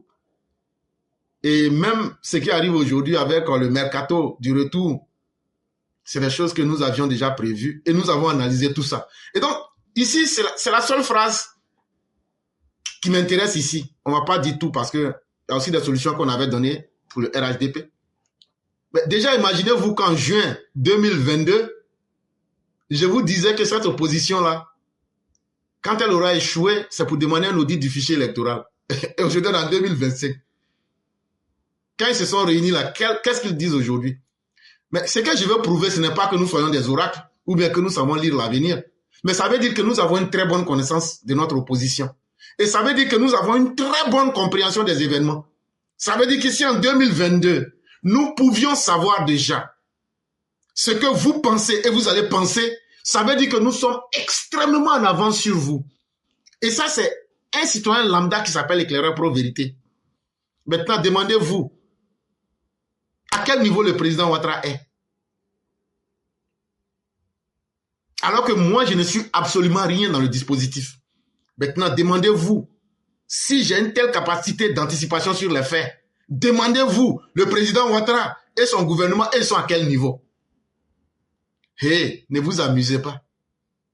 Quand vous dites de ne pas vous amuser là, ça veut dire tous les scénarios que vous allez créer là, on a déjà anticipé sur tout. Maintenant, à vous de choisir ce que vous voulez et les conséquences seront en face de vous. Cher mère, vraiment, merci beaucoup. Leur soi-disant impacteuse là, même si demain tu veux, faut sortir encore plus tu. Elle est rentrée dans notre ligne de mire. C'est fini ça. On va plus la lâcher. Ça, ce n'est que entrer à la matière. C'est juste pour lui dire que elle est dans notre liste noire maintenant, si Dieu le veut. À chaque fois que j'aurai le temps, je vais sortir sur elle, même si elle dit rien.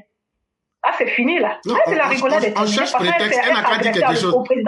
On cherche un prétexte. Elle n'a qu'à dire quelque chose. C'est là maintenant on va se déverser même. Mais on te laisse le job. Faut faire. Il n'y a pas de souci, je vais faire ça propre. C'est parce qu'aujourd'hui, la même là, je ne suis pas dans mon coin. Il n'y a pas de souci. Comme tu n'es pas dans ta base. Oui. Vraiment, merci beaucoup, chère mère. Excellente soirée à vous et que Dieu nous aide tous. Mesdames et messieurs, nous allons aller avec la toute dernière personne. Ça sera Mère Salikone. C'est avec elle qu'on va mettre fin au voyage intellectuel de ce jour. Merci à tous ceux qui ont participé. Merci à tous ceux qui ont pris la parole pour donner leur avis et partager surtout leur intelligence avec les uns les autres. C'est un acte de générosité. La connaissance, c'est comme du feu. C'est la seule chose, quand tu partages, ça se multiplie. Ça ne diminue pas. Continuons de croire en la connaissance parce que c'est elle qui libère l'homme et c'est elle qui nous donne de la beauté dans notre humanité. Et merci à chacun et merci à chacune. Et on continue. Et c'est Mère Sally Kone qui va donner ses avis et après, elle fera la conclusion.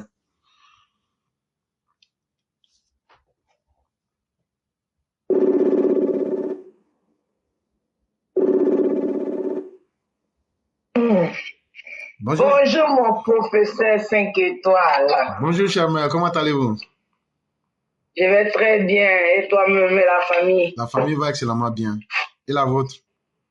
Mais, alhamdulillah. Dieu merci. Que J'espère que vous m'entendez. Hein? On vous entend parfaitement. Ok, Dieu merci. All right. Bonjour à EPV, TikTok. TikTok, j'ai été un peu en retard, mais vous savez, souvent on a des petites choses qu'on doit gérer. Ok. Et bonjour à Facebook, EPV Facebook. Vraiment, on va dire merci à Dieu pour aujourd'hui encore, pour la séance de la voix du militant. Je vais aller doucement parce que souvent quand il va vite, il y a des étapes, je saute et puis après quand il me dit, je n'ai pas pu dire ce qu'il voulait dire. Ok. Donc, je vais aller doucement. C'est comme hier aussi, j'ai fait une faute. Je voulais dire une figure de style oxymore, mais j'ai dit une figure politique. C'était une erreur dans la parole, mais je voulais plutôt dire figure de style. C'est plus tard, quand j'ai écouté le direct, je me suis trompé sur le mot que je voulais utiliser. C'était important. Voilà. Il faut que les gens comprennent, on improvise, hein. Ce n'est pas des choses qu'on a écrites pour garder. Chaque jour, on improvise. Voilà. Donc, il y a des erreurs aussi que nous faisions en passant. Dites-vous que ce n'est pas quelque chose qui est écrit, c'est improvisé, on improvise tout. Voilà, c'est ça qui fait la force de la classe éclaireur pour vérité au fait. On n'écrit rien, quand ce qui vient là, c'est ce qu'on dit. Voilà. Donc, de là, je vais dire d'abord, je vais parler du côté de l'enseignement, d'abord des enseignants. L'éclaireur, moi, quand je suis venu dans le pays des Blancs, jamais je n'ai vu un de mes enfants un jour rentrer à la maison pour dire que maman, il y a grève dans notre école. Aujourd'hui, là, on ne va pas à l'école. Même quand l'enfant, si la maîtresse ou bien l'instituteur ou bien la maîtresse ne doit pas être là, on remplace lui l'éclaireur. Non, on vous écoutait. Professeur, tu voulais dire quelque chose? Non. Ok. Quand l'enfant veut, même quand la maîtresse doit être absente, il y a toujours une remplaçante. Je n'ai jamais entendu un de mes enfants dire qu'il y a grève dans notre école. Aujourd'hui, ça ne va pas. Je suis dans ce pays presque bientôt 30 ans. Je n'en ai jamais entendu. Mais pourquoi c'est chez nous en Afrique? Chez nous, il y a du Côte d'Ivoire, c'est l'Afrique. Moi, c'est chez moi le préféré d'abord. Pourquoi c'est chez nous en Côte d'Ivoire tout le temps? Les enfants doivent être en grève. C'est-à-dire que l'éducation scolaire des enfants est toujours menacée par ces enseignants qui sont tout le temps dans les grèves. Moi, je dis comment les gens ont réussi ça chez eux.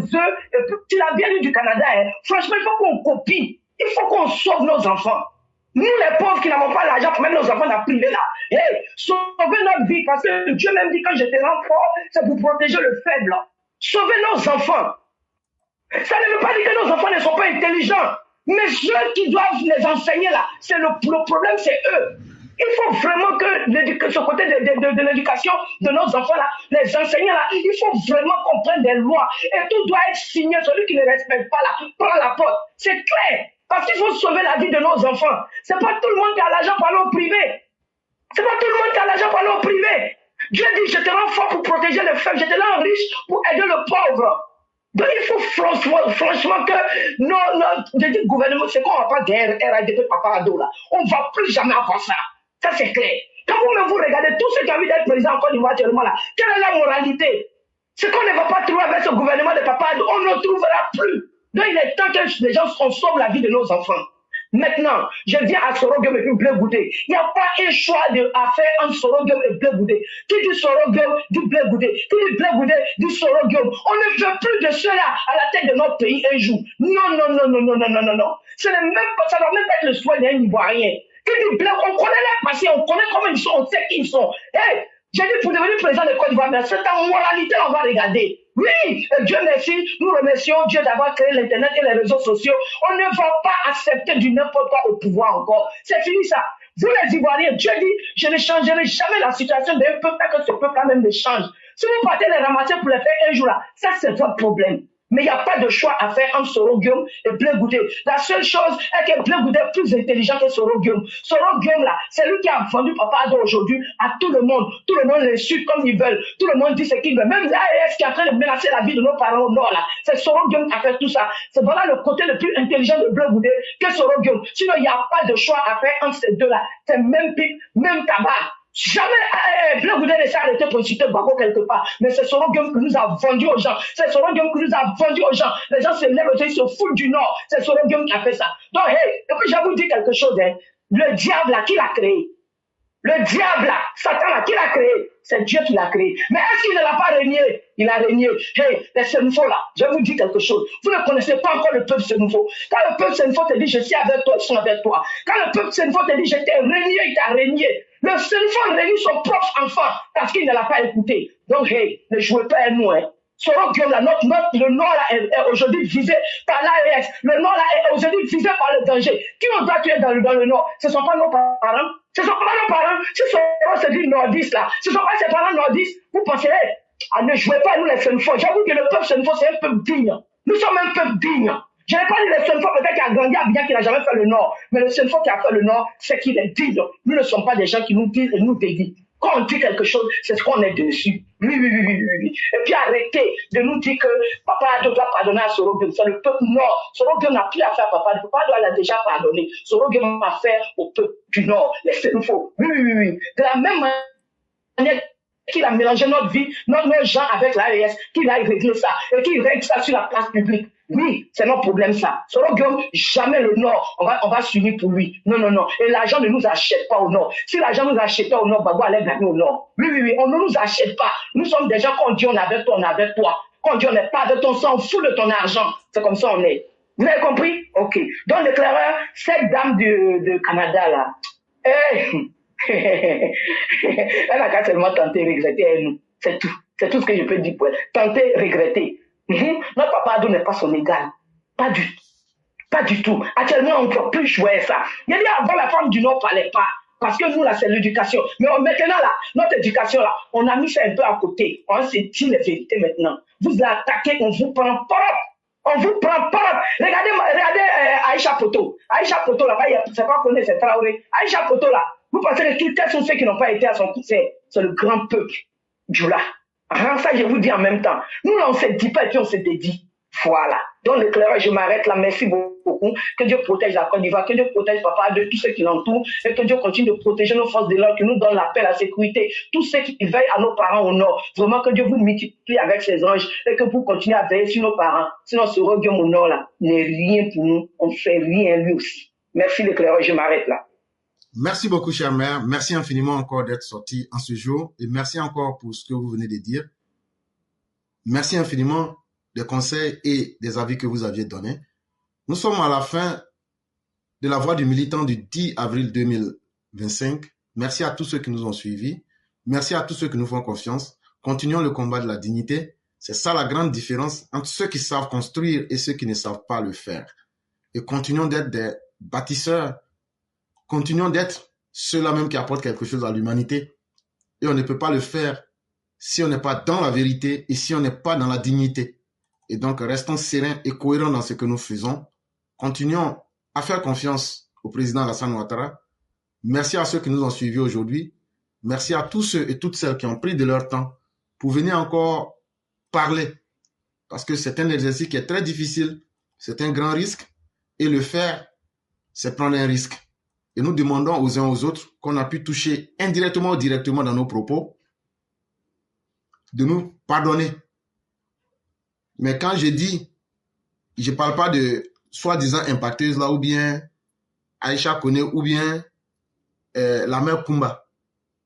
Je parle de bonnes personnes qui nous suivent et qui peut-être n'ont pas compris forcément ce que nous disons. Sinon, ce qu'on a dit, on assume pleinement nos propos. Il faut que ce soit clair. Et on ne va plus tolérer la bêtise. À quelque niveau ou d'où que cela vienne, on ne va plus tolérer la bêtise. On va la réprimer sans état d'âme. Faites-nous confiance. Vous les gars, vous pouvez chialer, vous pouvez crier. De la manière, Laurent Gbagbo ne respectait pas les lois là. C'est comme ça, Alassane Ouattara va vous enseigner qu'on va respecter les lois. Et ça sera la même chose pour le PDCI. Et on est déjà prêt à assumer les conséquences. Mais quelqu'un qui vous dit, j'ai déjà fait ce que je vais faire, j'attends que vous fassiez ce que vous pouvez faire en pire et que je vais assumer les conséquences. On vous a déjà tout dit. On vous a déjà tout dit. À vous-même de décider où vous voulez qu'on aille. Mais l'État de Côte d'Ivoire ne va pas se déculotter en face de vous. Surtout des marginaux, des rétrogrades, des antisociaux, qui n'ont même pas d'idée et qui n'ont rien à offrir à la Côte d'Ivoire que la haine, le tribalisme et le retard de la Côte d'Ivoire. Non. On en a plus que marre de vous. Et on va essayer quelque chose d'autre. On a trop duré dans ce que vous nous aviez pendant trop longtemps habitués à voir. C'est un spectacle qui n'attire plus. Maintenant, on va essayer de faire respecter la loi en Côte d'Ivoire à tous les niveaux, à commencer par les politiciens. Et quand c'est comme ça, vous allez comprendre que véritablement les temps ont changé. Parce que ce qui est difficile pour vous, c'est que vous n'aviez pas encore intégré dans vos cerveaux que les temps ont changé. Vous avez toujours l'espoir qu'on va revenir aux anciennes habitudes. Mais vous vous trompez gravement. Je sais que c'est difficile pour vous de comprendre, mais c'est la réalité qui s'impose. Et on ne va pas tergiverser. Et on ira jusqu'au bout. Et merci à tous ceux qui nous suivent. Merci à vous-même, chère mère. On va vous laisser faire la conclusion. Et demain sera un autre jour. Vous avez le mot de la fin. Merci, professeur. Merci infiniment. Merci à tous ceux qui nous ont suivis. Merci vraiment, que Dieu soit avec nous, que Dieu protège la Côte d'Ivoire, que Dieu protège notre très cher professeur éclaireur et tous ceux qui interviennent avec lui et tous les EPV, tous ceux qui sont en arrière. Que Dieu vous protège et que Dieu nous garde sur la ligne droite qui est son droit chemin. Demain, c'est le 11 avril. Ah, demain, c'est un autre grand jour. Inch'Allah. Que Dieu nous garde. À demain, Inch'Allah. Demain, Merci. le 11 avril, professeur. Effectivement. Et que Dieu protège la Côte d'Ivoire. Amen. Merci beaucoup. À vous également. La Rosa, big up là-bas. Merci beaucoup, chère mère. Et demain, c'est le 11. Et pour ceux qui se souviennent, il y a quelqu'un qui s'est fait arrêter aussi le 11 avril. Je ne sais pas si ma mémoire n'est pas très bonne, mais le 11 avril, là, il y a beaucoup de choses dedans. Si on ne t'attrape pas... Ils ont libéré nos parents de la mort. Hein? Oui, le 11 avril, là. Le 11 avril pour la Côte d'Ivoire, là, toujours la Côte d'Ivoire est libérée. Peut-être que demain, la Côte d'Ivoire sera libérée encore. Ah, c'est clair. La Côte d'Ivoire sera libérée, Inch'Allah, demain encore. En tout cas, 11 avril, c'est demain. Merci beaucoup, chère mère, et excellente soirée. Merci. Je vous en prie.